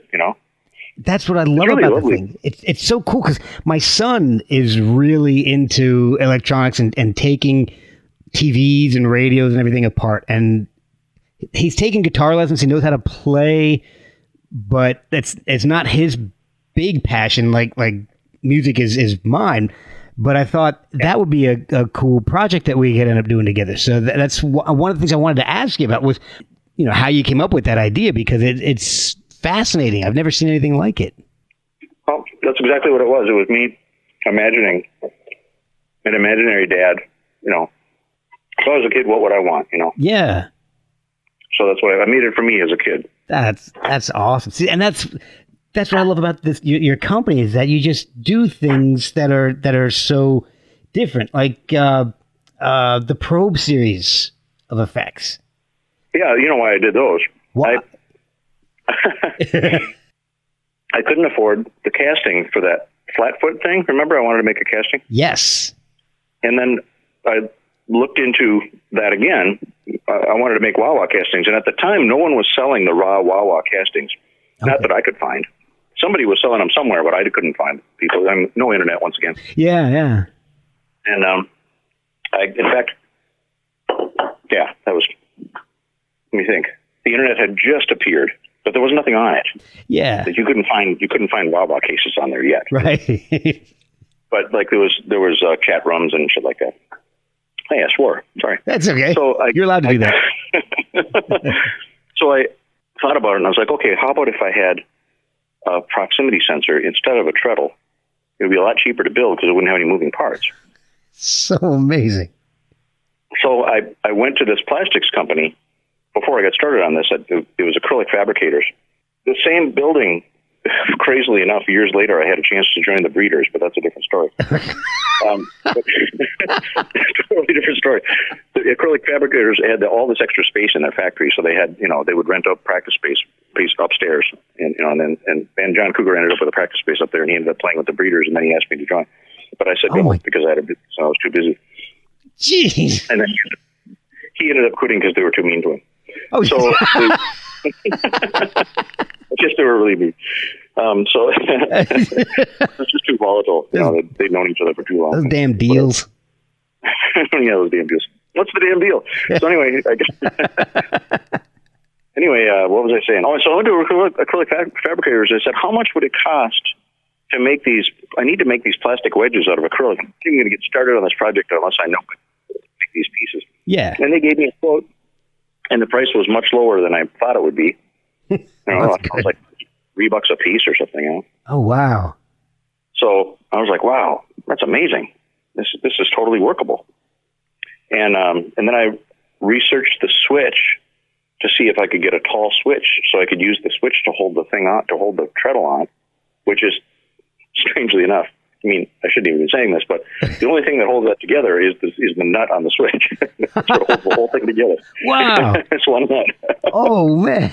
Yeah. It's just the paint is so sticky that when you tighten up that nut, it presses it down into the paint, and then the treadle the plastic wedge can't twist because it's stuck to the paint so bad. Oh, in fact, if you try to repair them, you have to undo that switch sometimes because the switches will go bad occasionally, and then when you take that nut off, the paint all breaks loose off the face of the pedal. So now you've wrecked the look of the pedal when you take them apart. So you have to be really, really careful. You have to clamp the top you have to clamp the enclosure to the plastic while you're taking out that nut. Otherwise, the paint has a lot of flaws in that design. When you put it together, it's fine. But you just can't ever take it apart again. So, you learn these things as you go. It's like, don't do that again. Don't do that again. Well, not everybody's you and taking their pedals apart either. Yeah, exactly. But when you get bad switches, So so I had that part figured out, and then I had to figure out how the proximity thing was going to work. Now that I knew that I could possibly manufacture that, I sat down and worked on the proximity thing, and that was a couple of months of screwing around. And I was at that point I was living with Jason Myrtle, the painter. We had a 3-bedroom apartment. I had 2 of the bedrooms I was paying for because I needed a workspace. Yeah. And he would paint the pedals in a little back closet off the living room area. Oh, geez. Where he taped 2 boxer fans together and blew the fumes out the window. Okay. And then he had a compressor and he sprayed using automotive paint. Oh, wow. And the smell, he lived on a building. He lived in a building that, no, this is different. That was later. Let's see. Boxer fan. He must have done it on the deck. When the apartment that we lived in, he blew the smell out onto the deck. Oh, geez. So, and it was a shared deck. Everybody on our floor would walk around on this deck, but it was shielded from the rain. And I think it was we kind of used that as an area for smelly things. But so I had a TV in my room, my work room, so I could sit and watch TV while I was tinkering with stuff. And I had it turned on while I was building the first proximity thing, which was powered up using an actual plug-in power supply, so it had a lot of current available. Okay. So I didn't realize how powerful it was. I hadn't checked to see how much current it was drawing, but it was turning into kind of a powerful transmitter. And so it's transmitting radio frequency, right? So I'm putting my hand next to the antenna, going up and down. I'm checking to see if I'm able to change the brightness of an LED so that I can use it to control an opto isolator, which is how that thing works. And the TV starts doing crazy shit. I look at the screen, and it's got these patterns of rows of black dots that are getting bigger and smaller and moving around. It's creating this interference pattern on the screen, Oh, wow. And I'm like, wow, I'm transmitting in the TV band. I'm like, this is weird. and I kept changing this, and I kept changing settings and adjusting it, looking to see if I could change the patterns. And I was really fascinated by how psychedelic it was. Yeah. I was like, Jason, you should come in here and take a look at this. And before he could even get to the room, the TV just went... Oh, and that was it. Geez. I blew out the front end. The signal was so strong that it blew out the front end of the TV. Wow. And then I was like, wait a minute. I can't do this. I'm going to make a transmitter that wrecks people's equipment. And so I went and looked at the circuit and just completely redesigned it with a completely different series of CMOS chips that were, really, really low current. And I ran it off a battery from then on so it wouldn't produce enough power to wreck anything. And I kept making it weaker and weaker and weaker and more sensitive I mean, as far as the transmitter, transmitting out very, very weak signal, and then a more and more sensitive. And we did the FCC tests on it. It doesn't even budge the meter, so it doesn't transmit anything anymore. Okay. But the first one, that first one, crazy. Now, but it was all economics, man. That was the only reason I chose that. I never would have done it. I would have done it with the treadle if I could get them, but I just couldn't get them. Well, I couldn't afford them. It really is crazy. I love those things. They're so different. They're so unique. I thought it was a brilliant idea, to be honest with you. Yeah, I'm kind of proud of it too. It was different for everybody because if you had a real thick sole in your shoe, it didn't work so well. If you had rubber tennis shoes or bare feet or socks or everything was different. You know? Oh wow! I didn't even think of that. People were sensitive about that. Yeah. All right, so you have two effects. Three probes. We have two effects that I've seen that just fascinate me, and I would love there's more than just two, because my favorite effects pedal that you've done that one of these days I'm going to buy myself is the Machine, because I love the way that sounds. Yeah, that was originally the Black Box number 9. That's what that was. Okay. That was, I had to call it the Machine because I got in that discussion with Fulltone, and he told me I couldn't use the name, and then I put it away. And actually, the original prototype says I had so many prototypes that I built, and then I would set them aside, and I'd forget what was in them because they're in a blank box. You know, I'm looking at something that's got 3 knobs and a switch, and it's in a plain metal box, and I'm like, what is that? Because there are piles of them everywhere. Oh, and I wrote on this one, no damn good. I wrote on it with a paint pen. Oh, and then I was thinking, I could release it under that name, no damn good, and that would intrigue people. Yeah. So, but I listened to, and that was a library visit. Sometimes pedals resulted from library visits, and the Super Hard-On and the Sequoia both came from a book. All right, I said that I bought that book. I didn't buy the book. Here's the truth. I stole the book from the library. But I paid them for it. Well, I went back and I said the book was stolen. Oh, and I didn't say I stole it. Right. The book was stolen, right? So I didn't quite lie. And then I said how much, and they made me pay them like $30. But it was out of print, and they never got it in again, and which was a good thing because it didn't confound the next person with all those circuits that didn't work, which drove me crazy.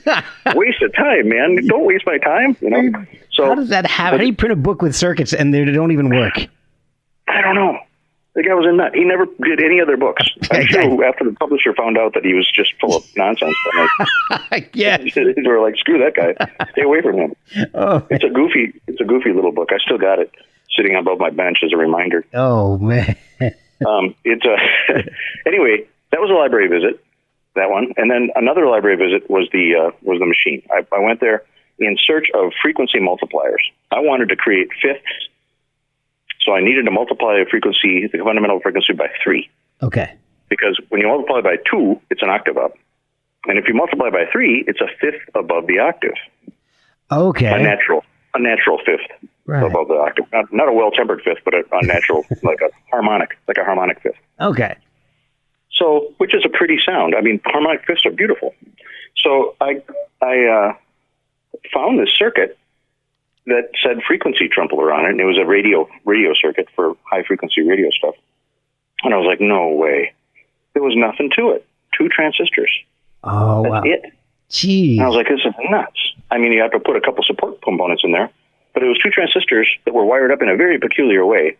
So they were handshaking, right. And they were turning off and on at different points during the wave, and it would cause the wave to be traveling up through 0, past 0 for a moment, stop, go back down through 0, stop, and then go back up through 0 again and continue on its way.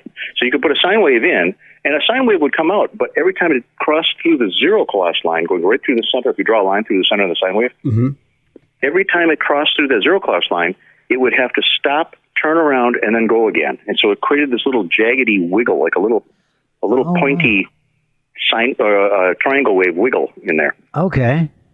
And when you played harder, your signal was taller, which meant that the sine wave was steeper when it was passing through 0, and it made those jiggles get really close together, so they were higher frequency. Okay. And then when the signal died down, as the notes died away, they'd start to expand left to right, and they'd unfold like accordion pleats. Wow. So the Machine has got two of those circuits in a row in it, along with a couple of boosters. There's a booster going in at the beginning, and then there's two of those machine filter circuits, and then there's an output boost. That's all it consists of. Wow. And what it does is when you play, when the notes are first loud going into it, it goes, and it makes this high pitched noise. Yeah. So you can hear those little triangles, and it goes as those die away. As the notes die away, the frequency drops on that sound.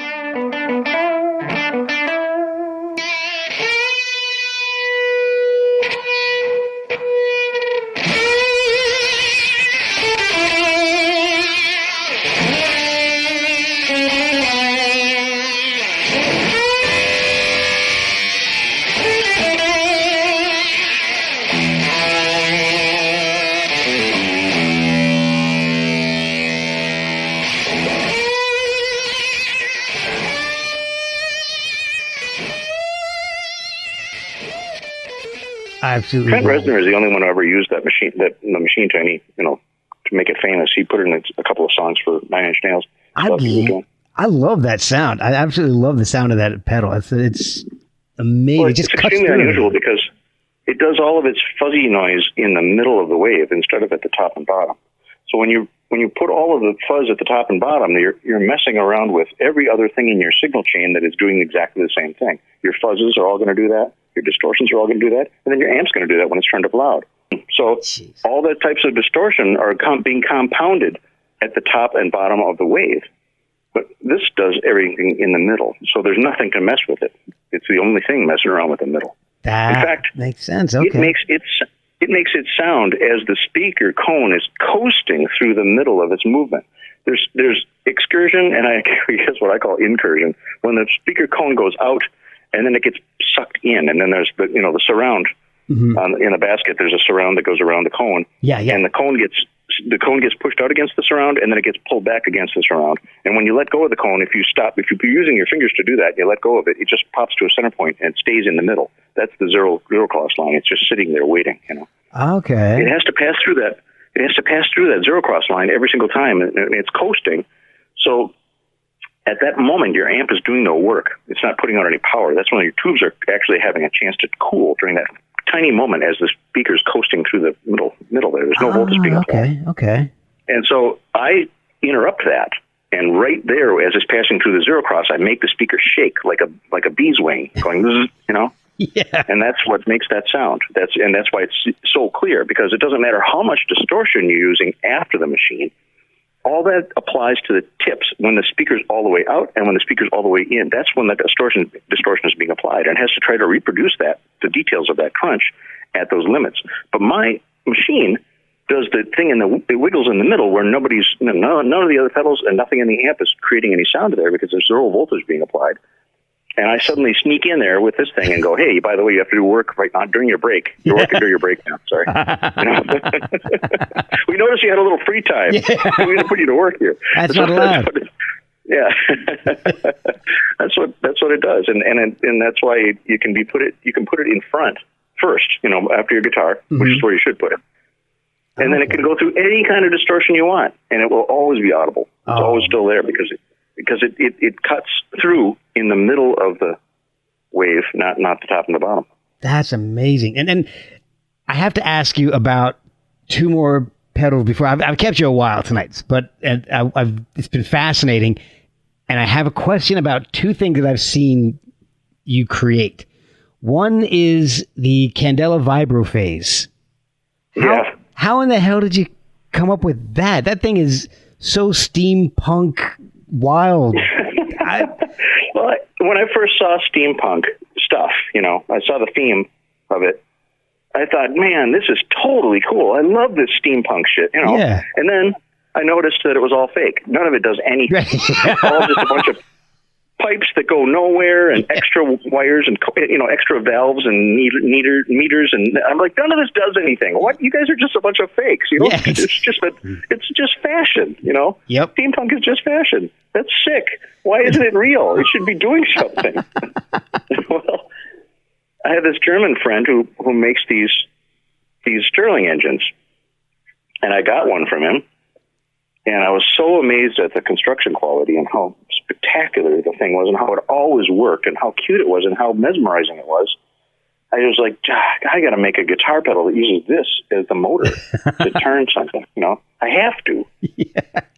And then I was thinking, how am I going to? Well, use an electric heater. You plug it in and use an electric heater instead of a flame.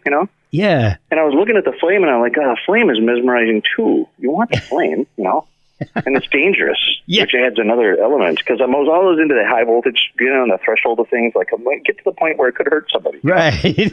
Pulling stuff up, Yeah. So I'm staring at it and I'm like, I wonder if the flame can produce enough electricity with a solar cell to actually drive a pedal. Jesus.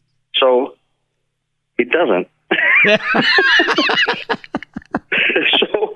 so I had to redesign my whole pedal technology to bring the impedances up really, really high. So the output impedance is super high on that thing. It's almost the same as a guitar. Oh wow! It doesn't improve impedance at all. God. Sorry, I had to eat another bite of burrito. That's perfectly fine. So I was able to get 8 volts, maybe. Okay. Out of it, but I couldn't draw more than 0.1 milliamp. Ah. And I wanted the thing to sound really pretty. I wanted it to sound as pretty as Hendrix's Univibe. Right. Yeah. But a different sound. But in that world, in that flavor, in that kind of swirly world. Okay. So I created a circuit that used 4 photocells that were controlling, basically phaser circuits. But the circuit is sort of a mixture of phase and wah, kind of like the color sound wah wah was. Mm-hmm. Okay. But not based on that. That's a twin T. This is different. This is based on phase shift. Once again, library stuff. I went to the library and I looked at old circuits for organs. That's another great source for electronics for guitar. Organs, old organs from the 40s, 50s, 60s. Those kinds of circuits. They're full of all kinds of weird tricks. So I took ideas from there and combined them. And then what I did was I took my super hard-on circuit and I modified it so that the impedance was so ridiculously high that it was almost too high to be used for a guitar pedal output. I basically let it go all the way to the point where it was nearly at the point where a guitar is. Oh, wow. So the output impedance of a guitar is labeled as a nominal 1 million ohms. Okay. Well, that's not true. The output impedance of a guitar is much closer to 5 million for certain frequencies. But people just don't know that, and that's why those frequencies disappear, and that's why you never hear them unless you play through a super hard-on. So when you in the circuit, I just kept making the circuit float. It's just barely holding together, like it's just floating there with almost no current running through it at all. But it's receiving instructions, and the candle is used to light up, and then it goes light, dark, but the spinning disc that has got a painted pattern on it. Right. And the painted pattern opens up to let the light through, and that illuminates the photocells, which changes the phase.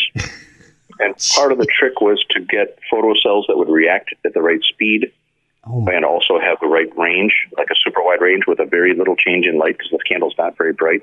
Right. It was a lot of tweaking, man. It was a lot of tweaking. And then I didn't know what to do to control the speed. And I was going to make something that would just rub against the wheel. I figured I could make like a little felt thing that would rub against the wheel on the flywheel on the Stirling engine. Mm-hmm. And then I talked to Jurgen about it, my buddy who builds the things, and he goes, when we want to control the speed over here, we just use a magnet. And he goes, let me show you a video. And he sent me a video. And he was holding a magnet in his hand, and he held it up to the wheel, and it slowed way down. And it's something called eddy currents. Okay. When you bring a magnet up to a moving conductor, like a spinning wheel like that, it generates current inside the wheel, and then the wheel creates its own magnetic field that fights against the magnet, and it slows down the wheel. Oh, wow. Because it's generating electricity, and it's having to do work. And so you're turning the wheel into a generator that is actually burning its own power inside of itself, inside the wheel itself. God. So it's wasting it as heat by generating electricity inside of the flywheel. So that's the speed control. Is a big, it's a 1-inch diameter neodymium. I think it's an N40. I think that's what the designation is, N40. You would know that better than I would. N95 masks is all I can think of right now because N95. I need an N95. Yeah, I know. I got one of those. Might be M for you. Some kind of, it's got whatever that number is. It's 40. Yeah. It's about as high as we get when I first run them. It might be higher. You might be able to get them higher now. Oh. But I put that on there to control the speed. And when we were designing it, I went into my machinist. I have this buddy named Michael Lynch, and he's so cool. He's got a machine shop in his basement. He can do anything. Oh, wow. And he's super knowledgeable. And he's like a walking encyclopedia. He never forgets anything. So I walked in and I said, I need to build this, machine, and I don't know exactly what it's going to look like. And he goes, well, where's the drawings? And I said, there's no drawings. It's all up in my head. But it's not really in my head yet because I need to see what happens. We have to start building it, and then I'll have to look at it, and I can imagine what we have to build next. Oh, and he goes, you're just weird. Okay. I said, will you do it? And he's like $50 an hour, and I'm like, okay. Yeah. So we got started, and I started. I brought him a bunch of pieces of metal the first day we were working on it, and I said, okay, I've got this beautiful piece here, but the surface needs to be, shined up. So he figured out a way to do it so he could get this really swirly pattern in the metal when he cut it. So he cut it down so it was perfectly square. That was the base, and he got this beautiful pattern going on it. He goes, hey, okay, what's next? We got that. And I said, well, I'm going to need something tall to stand the motor on, so we need to put a stand up that holds the motor, a post. So we put the post up that was the right diameter to meet the base of the Stirling engine. Mm-hmm. And then we put on a couple other poles on there to go up and hold other pieces. And he was watching. He's like, what are we making? And I said, well, you'll understand. He's a guitar player, too. I said, you'll understand when we get there, but you're not going to understand until we get there because, So we got it all done.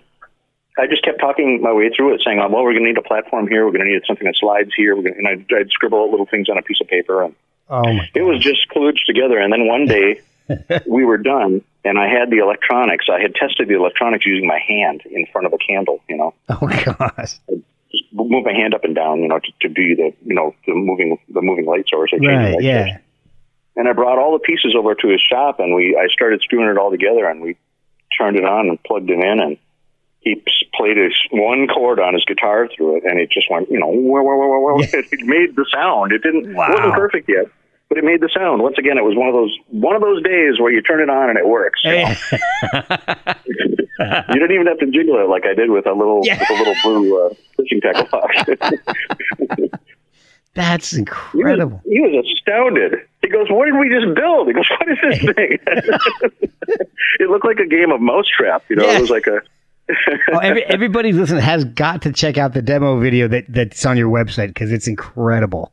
He was so astounded. He was absolutely astounded that we did that. He's like, if I had any idea this was what we were doing while I was doing it, because I wouldn't have had any doubts about what you were doing. I really thought you were insane. I thought this was going to be, because we've done so many projects where it just went, we work for a month, and that goes nowhere. Yeah. Oh, my God, I built things with him that you would not believe. Oh, God. I have partially completed projects with him that I got frustrated with, because I do that. I can work on it for so long, and I get to a point where I just want to scream, but I don't have that temperament. I can't break things or scream or pull my hair out. Or my way of handling it is to simply move on to something completely different and just clear my head and do something else. Okay. And then come back to it someday if I have to. Right. If you have to. I built this thing with him that used over 100 micro switches. Oh, wow. To carefully connect up a giant bank of supercapacitors in parallel so they could be charged off a battery. And then when all the switches were released, they'd all be in series and they'd be a high voltage power supply for a tube amp. Oh, wow. And the idea was to make a battery powered tube amp that had no switching devices in it, no AC. It produced a pure battery-like high voltage section with absolutely no sound and no high frequency generation, no switching circuitry. So there was no support of the electronics. Basically was it was like a 20s radio, but where you would have to buy 2 or 3 different batteries for your radio. One was the B battery that was a high voltage, and it was like 22.5, 45, or 90 was the voltage. Okay. There's this long thing filled with cells. Right. Have you ever taken apart a 9-volt battery? You know what? I have not, but I know my son has, even though I've told him not to. Inside of it, there's a stack of 6 1.5-volt cells that are real small. Okay. Usually one of them looks like a slice of Spam. Okay. We're back to Spam again. But yeah, anyway. it all comes back to Spam. But you'd think that I would have grown up on Spam, but I think I only had it once in my life. Anyway, you only have to have it once, and then it's like, oh, Spam, right? Okay. It's kind of like SpaghettiOs. You have that once, and it's like, oh, SpaghettiOs, right? Okay. Yeah, that's enough. Rather go hungry. Inside these 90-volt batteries, there was like 10 times as much. 10 times 6 would be 60 cells. Wow. Because they're 1.5 volts each. Okay. And they're all stacked up into long. You can still buy them. You can buy 90-volt B batteries online for old antique radios. Oh, wow. There's a company that makes them. There's one company left in America that makes them. Oh, geez. I was going to use those. I was thinking of using those. And then they were so freaking expensive. I was like, everybody's just going to kill me. Yeah. You mean I have to buy a $40 battery and it's disposable? What the hell?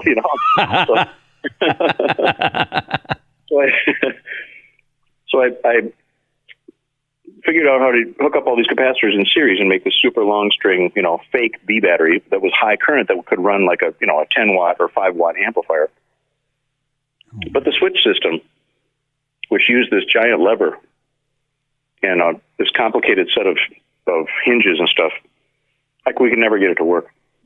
That thing was really elegant, though. That thing was destined to be the most beautiful creation up until that point. Now I've done something else that I'm even more proud of. Oh, but, but that thing, it's kind of an offshoot from that. It's a miniaturized version of it. But that thing was on its way. I had drawings done for it, too, where I was, this is how the frame was going to look. Like, the outside corners, and maybe I'll still do this someday, but the outside corners, all the edges were going to be brass rod, like half-inch brass rod. So every corner, all the way around the edge, the top frame of the amp, the bottom, all the way down the sides of the amp, every edge of the box was going to be a brass rod with a brass ball at every corner. With a 1.25 inch brass ball at every corner. Oh, my gosh. I thought that would be really, really pretty. Yeah. And I had all fine copper mesh screen as the grill cloth. And the whole thing was really fun. It was just full of fun stuff. It was super steampunk. It was really kooky. Well, I have one more thing one more effect actually, it's not even really an effect. I wanted to know what made you branch out into microphones with the T-ball mic, and it's a wah feature to it. How did that all transpire? That thing's crazy. So you can get telephone sounds. We're so sorry, Uncle Albert. That sort of thing. And instantly switch to full voice. Hey, full response. It feels like it was forever ago. It's another one of those things where I feel like it failed. Oh, really?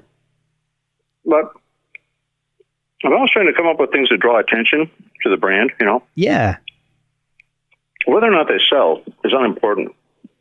To me, it's whether or not they leave the impression with the user that excites their imagination and gives them a chance to think about, like, wow, what a crazy idea. A wah-wah inside of a mic. That's, fun. Yeah, exactly. But the idea with that, the idea behind that was that I wanted to come up with a microphone that would give you complete rejection in all directions, except when you're way up next to it. It's amazing because I was watching the demo videos, and it's incredible how successful that was. I guess would be the best way to put that. Oh, you mean how it rejects sound successfully? Yeah, it's very good at doing that. But the execution on that particular piece, I don't know. It's cute. It's not as elegant. It doesn't seem grand to me. When I was all done with it, I looked at it and I was like, this is dorky.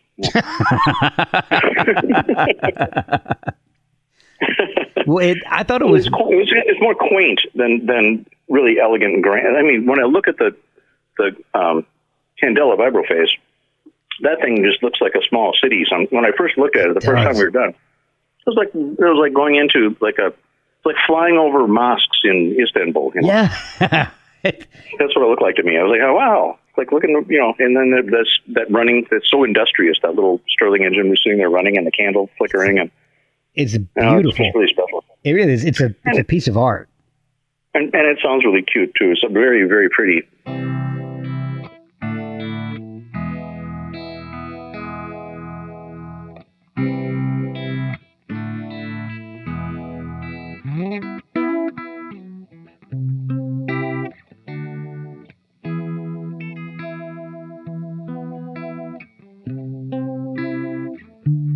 And it's just at the threshold of not working. very bleeding edge. Anything goes wrong, if that candle starts to burn down, it's over. But you do get a couple of good hours of playing out of it. Oh, that's good. And it's terribly inspiring to have it sit there running. I delivered one to a music store out in New York called Lark Street Guitars. Okay. Buzzy, the guy that runs it. He was one of my earliest dealers. Super cool guy. Okay. And he bought two. Oh wow! Because he couldn't stand apart with the first one, and someone wanted to buy it, so he had to buy a second one to sell them, because he wanted to keep it for himself. The first one. Oh man, I don't blame him. We set it up on his counter in his store, and everybody who came in the store just stood there with their mouth gaping open, like, "What is that?" Yeah. And they couldn't walk away. They were just hypnotized. It was really fun. It's really amazing. It is a beautiful piece. So I'm thinking the next thing you do is got to have like a Jacob's ladder in it or something. Something really, because I don't know what else would top the Candela Vibro face. Yeah. Jacob's ladder, open air arcs like that. They're in order to really sound like a Jacob's ladder, it has to have so much current that it becomes really dangerous. Yeah, so but that's what you specialize in. Really high voltage, but I mean, it's the kind of high voltage that's out in the open. It's out in the open where you can see it, so it becomes a hazard. But you could kill people with that. Shocking them is one thing, but killing them, a liability. I got insurance to think about, So that's a good point. All right, scratch. There's already a company that makes that thing that does a little arc inside of the pedal. I can't remember what it's called. It came out at the NAMM show a few years ago. Oh, really? I hadn't seen that. Yeah, they make two products. They were making two products at a time. One looked just like a piano keyboard treadle on a piano, like on one of those brass, pedals at the bottom of a grand piano. Yes. Or any piano. It was one of those. It's like a hold button. You step on that treadle and it holds whatever you just played. It holds the note. Oh, wow.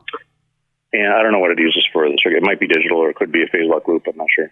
And then the other thing that they make is this arc. There's a little tube. There's a window with a little sort of tube-looking thing inside of there. And then there's like an arc that forms inside that is made out of the sound you're playing. So when you play a sound, it goes boom, boom, boom, and creates an arc that represents the sound. And then it takes that arc and uses that as the fuzz. Man, see, I'm a little behind, apparently. Somebody's already come up with that. All right. I can't remember what that... But that piece is called. If you ask around, a lot of people will remember it because it really sticks in your head. I mean, they had a huge crowd at their booth. It was packed. Oh, bad. The thing it looked very cute. I mean, it was really nicely done, and it's a beautiful display, that little arcing tube. So that's a good part of it. Well, Zach, just the visuals. But when you make something that's going to be like that, you really have to make sure that the sound is so distinctive that when you hear the sound, you fall in love with that too. So you'd be drawn to it because you heard it out of the corner of your ear. You're walking past it, you hear it out of the corner of your ear, and you're like, wow, what was that? And you spin around and look at it. Then you go, wow, what is that? So you need the tool. You need to have double kick, Yeah, exactly. So you got to be really careful when you do things that are crazy. That it's got to sound like something too. It has to be, kind of a complete. I mean, I abandoned the machine completely because I just sounded it was not what I wanted. I wanted it to sound like a fifth above the octave. It didn't sound anything like that. It sounded like a bunch of hashing noise. Yeah. And I was like, this sucks, And I put it away the very first day, right after I built it, right after I first listened to it. I put it away, and I didn't listen to it at all for months. And then, once again, I was having trouble selling pedals. I needed to make rent. And I was like, crap, I got to introduce a new pedal. So I picked that thing up and looked at it and went, oh, God, this thing. And I plugged into it because it had been such a disappointment, It's kind of like finding out that you gave birth to a bad kid. Yeah. Kid not like me. Yeah. I wasn't bad. Yeah. I didn't smoke cigarettes. Come on, Dad. Anyway. Give me another chance. I didn't have to go to jail. Cops didn't have to bring me home all the time. I didn't have to get thrown into a bathtub full of ice water to wake me up again because I was drunk off my ass. Exactly. So anyway, I don't have any kids, but this is my imaginary family. Yeah.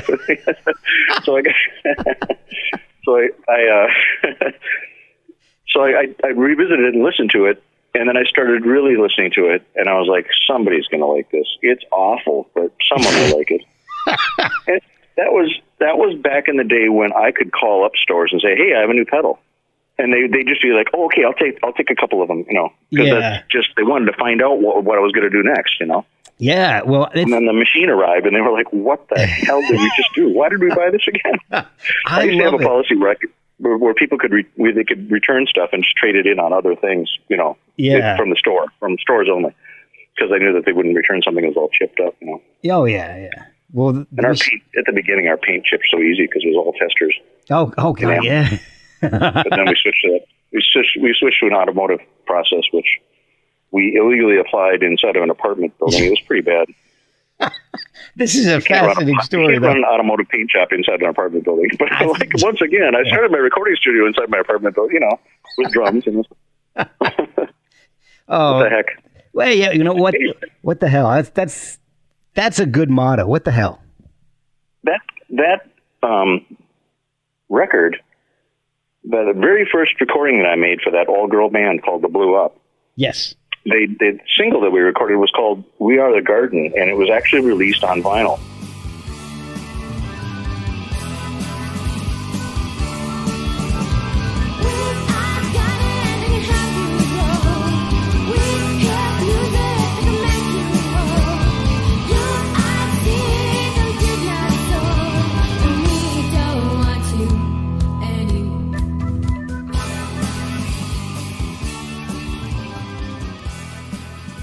Oh, wow. On a label called Sustones that was run by her boyfriend, Ed Ackerson. And Ed went on. Ackerson. We went on to we did about 20 albums together, Ed and I. Wow. And then he went on to start his own recording studio, Flowers. Yeah. And while he was doing that, I was doing pedals. Oh, my gosh. That's so awesome. Yeah. Jeez. And she went on to do another album with Grant Hart of Husker Du. Really? Yep, and she ended up on Sony Records. And it was the president of Sony Records who signed her, and then he got canned by all of the stockholders, or something. I don't know, he got canned. And then they took off, they removed all the bands that he had signed, and her album was just about to be released on CBS Sony, and it got shelved, and then she was out of the business. Then, that's terrible. She became Anna Voog of Anacam. Oh. And she was the second woman to be living 24 hours a day on camera online. And she did that for a living for several years. Oh, my gosh. Okay. I know that. The first person to do that was Jennifer Ringley. And she and I discovered Jennifer Ringley at exactly the same time. She was looking for a way to make money because she had lost her record deal. And she wanted to work from home. And she goes, this is a perfect way for me to work from home. I'll just put up cameras everywhere and I'll walk around naked in my apartment. I was like, what? Okay. So I'd have to go over to her place and help her set things up and change, move cameras around and adjust angles and whatever, because she didn't have anybody else to work on. I invested in the project by buying the cameras and the uploading gear and paying for the bandwidth. And oh, wow. It was really kooky. It was awfully strange. That's awesome. It was very weird. I actually got to go see the ball drop in the year 2000 with Jennifer Ringley in Times Square. Oh, wow. And it was completely cordoned off. They were really afraid of terrorism, and they cordoned off all the streets, and everyone was stuck in the street. There was no porta potties. Everybody had to go to the bathroom. Oh, geez. And I got to walk on the sidewalk because I had a pass. We had to carry around these big laminates, and I had to pass because I was part of Jennifer Ringley's team. Oh, my gosh. And I remember walking up the street. I'm walking on the sidewalk. The sidewalk is empty, and the streets are just teeming. Everybody's pressed up against everybody else because everybody wanted to be there to watch the ball drop for 2000, They're all wearing their 2000 glasses. Yeah. I remember that. There's two circles in the middle, it's perfect for glasses. Yep. So I was walking past all these people screaming, can we please borrow your pass? Can we please borrow your pass? And I'm like, no, it doesn't work that way. If I give you my pass, then I have to go where you were. I can't go in there.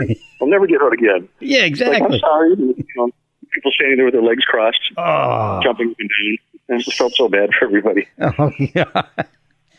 I was Jennifer Ringley. It's like 20 minutes before the ball's going to drop, and Jennifer Ringley is all plugged in. She's got her laptop. Her laptop is so old that the batteries won't work anymore, so she's got it plugged into the wall. You know? Oh gosh! And her whole team is sitting there at this table. They're all plugged in, and they're all plugged into this one power strip with these heavy power supplies that are hanging there on the power strip sideways, you know. And I was loading up a 16 millimeter camera because I wanted to film the ball dropping. I dropped something on the floor, and I had to go underneath the table to pick it up, and I bumped into the power strip, and you know, the power supplies got unplugged, all of them. No. And all their computers died at once, just 20 minutes before the ball's going to drop, and they're trying to be live online with their cameras and everything. Everything just went, like I was the guy who unplugged the whole. They're like, "What just happened?" You know, and I'm like, "Sorry." I'll just be over here now. Yeah. So they had to boot back up completely from scratch, and they were racing, you know, in the last 20 minutes to try to get it going. I almost wrecked the year 2000. Oh my God! Jennifer Ringley. That was fun. It was fun, though. It was really fun. Man, I have kept you for a long time. Thank you so much for these stories. This has been a blast. Sure. Where can people find the effects pedals and is there social media presence?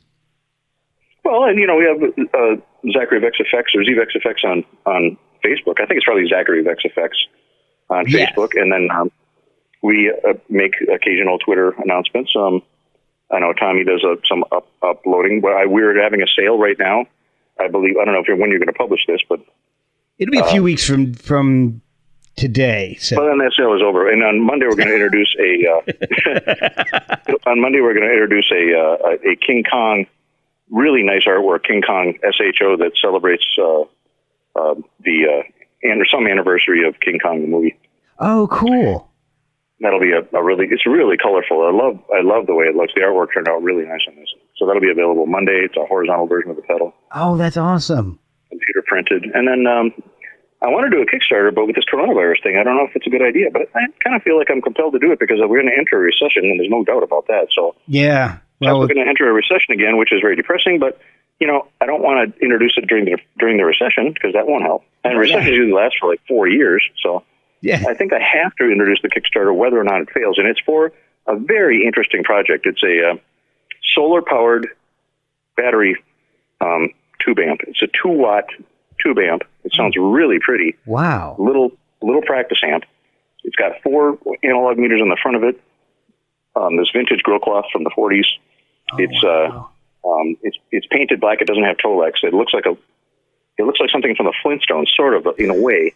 It's got these copper plates in the top for the switches and the knobs and stuff. Oh. It has a solar charge controller built in, and you can buy it with a solar panel or get a solar panel of your own.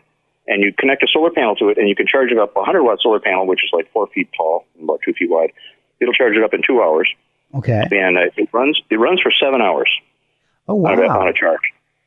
It uses these lithium iron phosphate batteries that are super safe. Oh my gosh! And it also comes with a plug-in charger, and that takes 5 hours to charge. And then you can buy a high current charger for it that will charge it up in about an hour.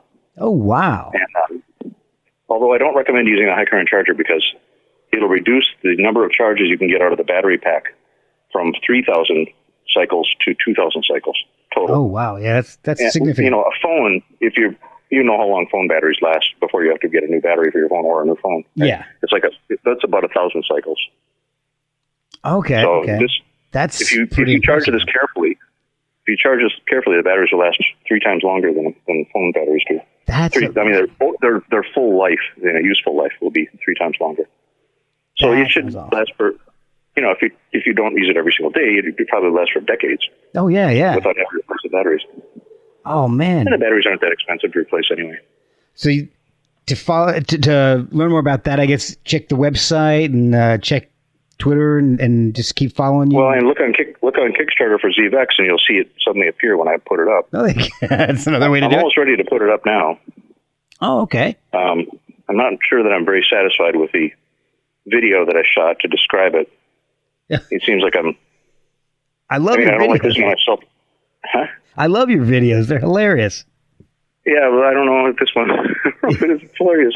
I'm not with Eric talking to him. I'm just talking to the audience, and so it's different. It's like slightly different vibe. I mean, I usually try to make air crack up, and so part of it is trying to make a mess out of whatever we're doing, just like a little, Well, I don't know if my sense of humor is getting worse. It might just be fading away. I don't know. I liked it. Like the video you did for the Invento box was hilarious.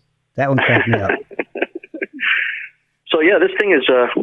What's really unique about it is it's only 2 watts, and it kind of brings me back to the tinnitus thing. You can't get tinnitus from this. You can sit right in front of it and play until the battery goes dead. You can play for 7 hours straight, and it will not hurt you. Oh, and wow. It's loud enough to feel exciting, but it's not loud enough to cause your ears to ring. Awesome. It can't buzz or hum. It doesn't have any buzz or hum. Zip. Wow. You turn it on, and it's just going. Oh my gosh, that's amazing. You plug in your guitar, and even if you have single coil pickups, P90s, whatever, as long as you're not sitting next to a transformer, as long as you're sitting in a spot in the room where you're not next to gear live, you will have absolutely no hum. It's the most amazing thing playing a Stratocaster through it, because they're like, wow, what happened to the hum? Because every single time you pick up a Tele or a Strat, you're going to have to twist your body around to make that go away. Yeah, exactly. I've got a little Strat. Yeah. But not with this thing. You can stand at any angle you want. Wow. And then you can record. When you record, you never hear that buzz in the background. The chords die away, and it's like, wow. It's very chimey. It's got nice distortion. It's got these military tubes that last forever. Oh, man. So you don't have to worry about the sound ever going away. That is awesome. And it recharges off the sun, so you can busk with it. If you busk with it all day, you play on the sidewalk in the sun all day and charge it while you're playing, then you can unplug the solar panel and take it into a subway at night and play for 7 more hours and, keep making money. That's awesome. I didn't even think of that. And you could take it in the woods and drive the animals crazy. You could take it camping and drive all the other campers crazy. Exactly. There you go. Man. What the hell? I came here to get away from it all. And then you drive away all those people with just their acoustics. Yeah. That's awesome. Man, it's got a lot of advantages, and you can play in the van while you're on tour and you're between towns. You can break it out and play. I was waiting for you to say while you're driving. Well, not while you're actually at the wheel, but if you're in the back seat, riding shotgun or something, Yeah, exactly. Practice your material. Write some new songs while you're literally on the road.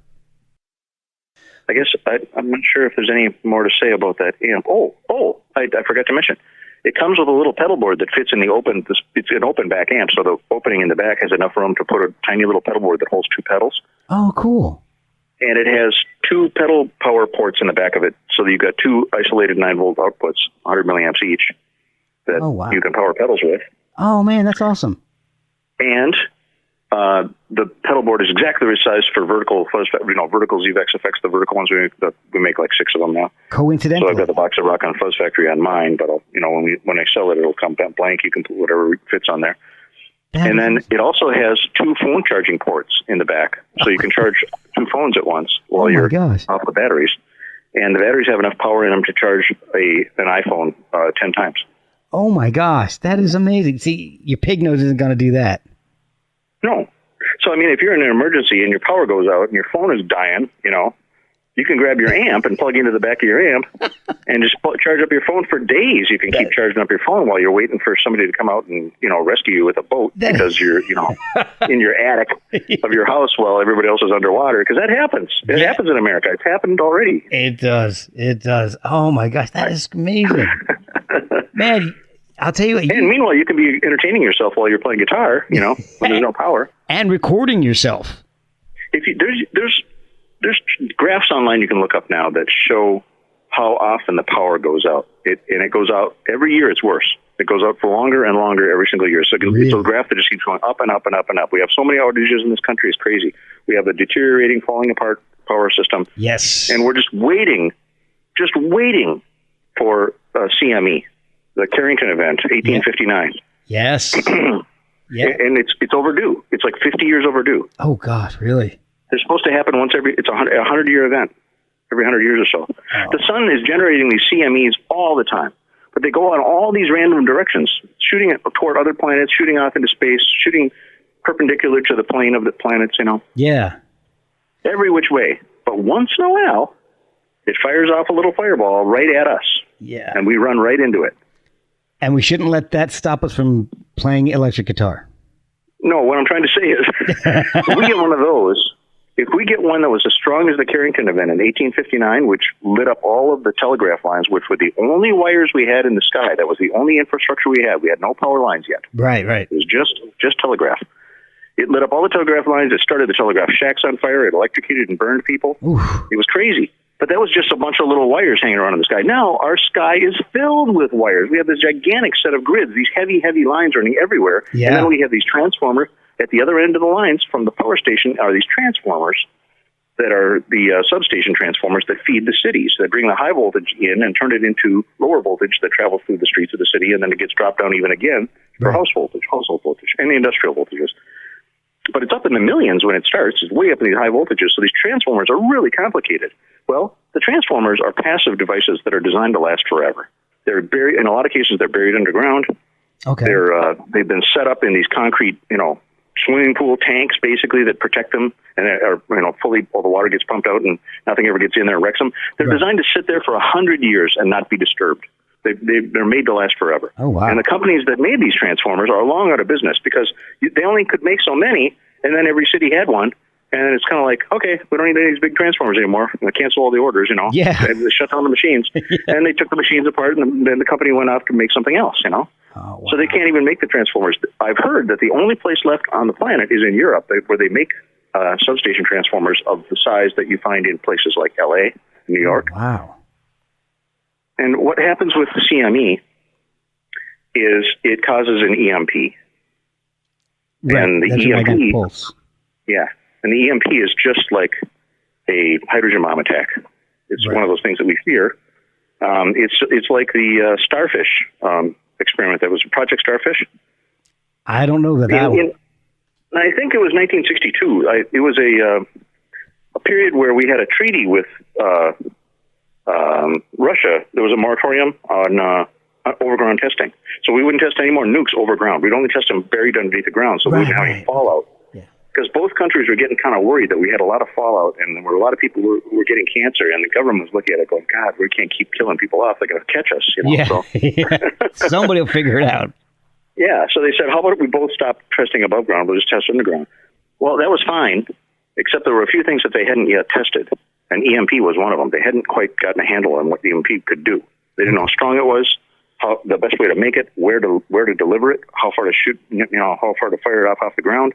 Yeah. They didn't really know how to run the calculations to see how it worked. They couldn't do computer, 62. They didn't have the computer power, Right, yeah. So the Russians violated the treaty. And so then America went, hey, they got the senators together and said, hey, we get this window of opportunity. They violated the treaty. We can do an above-ground test until we get the treaty going again. So we can get away with it now. What did you want to find out about that EMP thing again? And they said, well, let's go to the Marshall Islands and fire off one of these things far away from civilization and see how much damage we can do with an electromagnetic pulse. Right, okay. And it was about 700 miles from Hawaii, I think. Maybe I'm wrong about this, but this is the way I remember it. Let's just say it's true. So there were these parties. There were these parties in Hawaii where people were on the rooftops waiting for the bomb to go off so they could watch it from 700 miles away because it was going to be as bright as the sun, they were told. Oh, gosh. And so they were all sitting up there drinking and whatever else you do in Hawaii in 1962. Yeah. And so and doing that little sign going, yeah, hang 5, man. Or yeah. Hang 10. Hang 5 if you only have 1 foot. So, they're all up there hanging out. And then the bomb went off. And then the power went out in Hawaii. Oh, Not everywhere, but some, and people were just like, what the hell just happened, Yeah. And meanwhile, they had all these instruments set up on the Marshall Islands right below the bomb, and it was 300 kilometers up, I think. They set it up on I think they set it up on a rocket. And so they just wrecked all the instruments. I mean, everything got wrecked. They didn't measure anything. It just everything was fried. Oh, God. They're like, well, I guess we know that it's really strong. Yeah. We accomplished that much. So let's not do that anymore. Yeah. Let's just hope no one ever fires one of those off above us, because that would be a mess. Yeah, no kidding. Jeez. I guess if you space them out at the right distance, you could cover the whole United States with like 3. Wow. That would be insane. 3 large hydrogen bombs. You know? Oh my gosh. Well, that sounds like and then you could knock out the whole grid. But, we have to worry about that. We have to worry about that if we're at war. We also have to worry about CME because that's much more likely because the sun has been doing this to Earth since the beginning. Yeah. And it never bothered humans. It doesn't bother animals or trees or the plant. It doesn't do anything to the woods. It doesn't do anything to anything except networks of wire. Wow. Once you have those, and ours are old and completely exposed, and there's nothing built into the system to protect it from going bad under CME. I mean, there's nothing you could do. Right. It's kind of like the Project Starfish experiment. They couldn't measure it was too intense to measure. So wow. How do you protect anything from something that's too intense to measure? Yeah, you can't. Jeez. Well, so anyway, when that happens, if you got one of these, you might be able to keep playing because the only devices that survive EMP are tubes. Oh wow! They're and that's why these tubes exist. In fact, that's why I could buy them. That's why I was able to get 30,000 of them because they were made. They were made for avionics packages back in the Vietnam era originally, and these packages were suitcase-sized transmitter-receiver combinations that could be carried around by commanders on the Earth, so they could talk to the guys in the sky after nukes started going off with EMP, wrecking all the electronics. They would have tube electronics that could carry around with them that would still work, and they were battery-powered. Oh my gosh, that's fascinating. So that those tubes, when Philips Corporation was going out of business, I think maybe early 90s, probably. Can't remember exactly when it was. It was probably early 90s. My friend Tom Herbers came to me and said, hey, Philips is doing their very last run of tubes. Do you want to get any? And then they're going to shut down all the factories in the United States, and I guess they're going to sell the tube making equipment to somebody overseas. And I said, well, sure, I'll take a couple of 606s for my amp. Yeah. I still had that basement I had converted. And so he ordered me a couple of tubes, and I wrapped them up in a box, and I just found them the other day, and stuck them in my Silvertone. I have a Silvertone that just the 606 version. Okay. The kind that has the little pocket in the back of the cabinet, so you can slide the head in. Yeah. Yeah, the cabinet fell apart, but the head is still. The head is just amazing. It sounds fantastic. Anyway, those tubes. They went to the government and said, "Do you need any tubes before we shut down the factory?" And the government ordered a whole buttload of those tubes and stuck them in a warehouse. So they're Jan 6021Ws, avionics, electronics tubes. Yeah. And when Clinton was in, he was like, "Hey, we got to figure out a way to stimulate the economy here. What can we do?"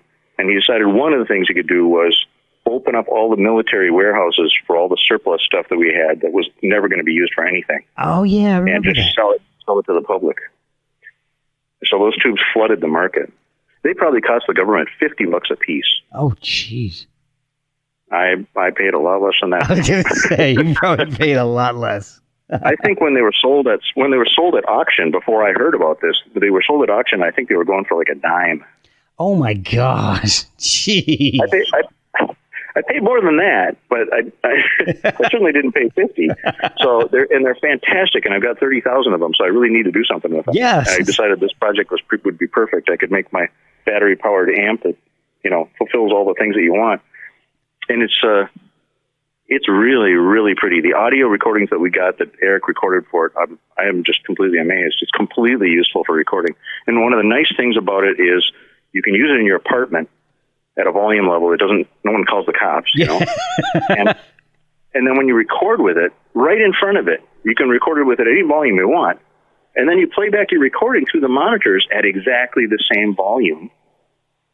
And you're not hurting yourself either way. That's awesome. Both volumes are not hurting you. And so you have no ear fatigue, and you never have to wait for your ears to recover to hear what you just recorded when you play back through the monitors. When you play through a regular, amp, unless it's a really low wattage amp, When you play through a regular amp, your ears fry a little bit because of the volume, and then you have to wait to recover when you're listening back to the monitors to hear what you actually played. It takes time for your ears to come back. Right, yeah. And you don't have to do that with this. That's fantastic. All the stress goes away because there's an enormous amount of stress. I don't know if you've noticed when you play through an amp for, like 4 hours, and you're done with it. Your whole body is full of stress because you tighten up, you tense up as a result of that that volume. Yes, yeah. And you don't experience that with this. That's amazing. Oh man. Well, everybody should have a really, really low wattage amp. And another thing, the low wattage amps that we have now, people have these amps with switches on them, and it says 30 watts on one setting, and the other setting says 5 watts or 1 watt or something like that. Yeah. That's not right. You can't design a power amp circuit that sweats and it's running sweaty at 30 watts and also runs sweaty at 1 watt. It can't sweat at 1 watt. It's too strong. The tubes are too tough. Okay. The tubes are, big, tough tubes that can handle 30 watts total. So why would they sound special at 1? You're loafing. Yeah, makes sense. They're just, and you need them to be sweaty. You need them to be struggling because that's where the tone starts to sound compressed and cool and saggy and, Yeah. It gets that natural compression and a little distortion. It's really fun. And these tiny little tubes, they can't produce more than 2 watts. Right at 2 watts is when they cross over from being able to go from, clean sine wave into where the distortion appears. Oh, so okay. Oh, that's all. Okay. They're at this sweaty level at a really low volume. They're naturally sweaty when they're like a miniaturized version. It's like a tiny little mini Dober Pincherman. Dober Pincherman. Yeah, right. Doberman Pinscher. Like a really, the little toy versions of Doberman Pinschers? Yeah, the little miniature pinchers. Yeah. Those things are mean. Yeah, but they're little. Yeah. That's awesome. Is that it? Yeah. I'm going to have to isolate that. ZVEX making Doberman Pinscher sounds.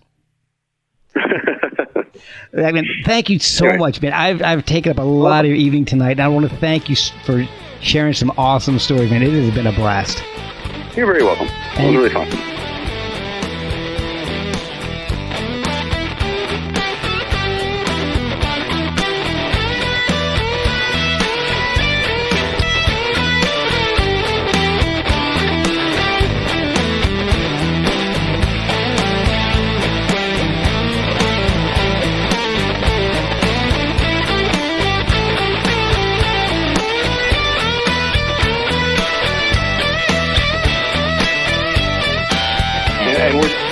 Here's something that you cannot put in the recording, but I'll tell you anyway. Okay. But you can't put it in the recording. You'll be the only person who's in the know about this. I promise it will not be in. Can you turn off the recording? Yeah, hold on. Let me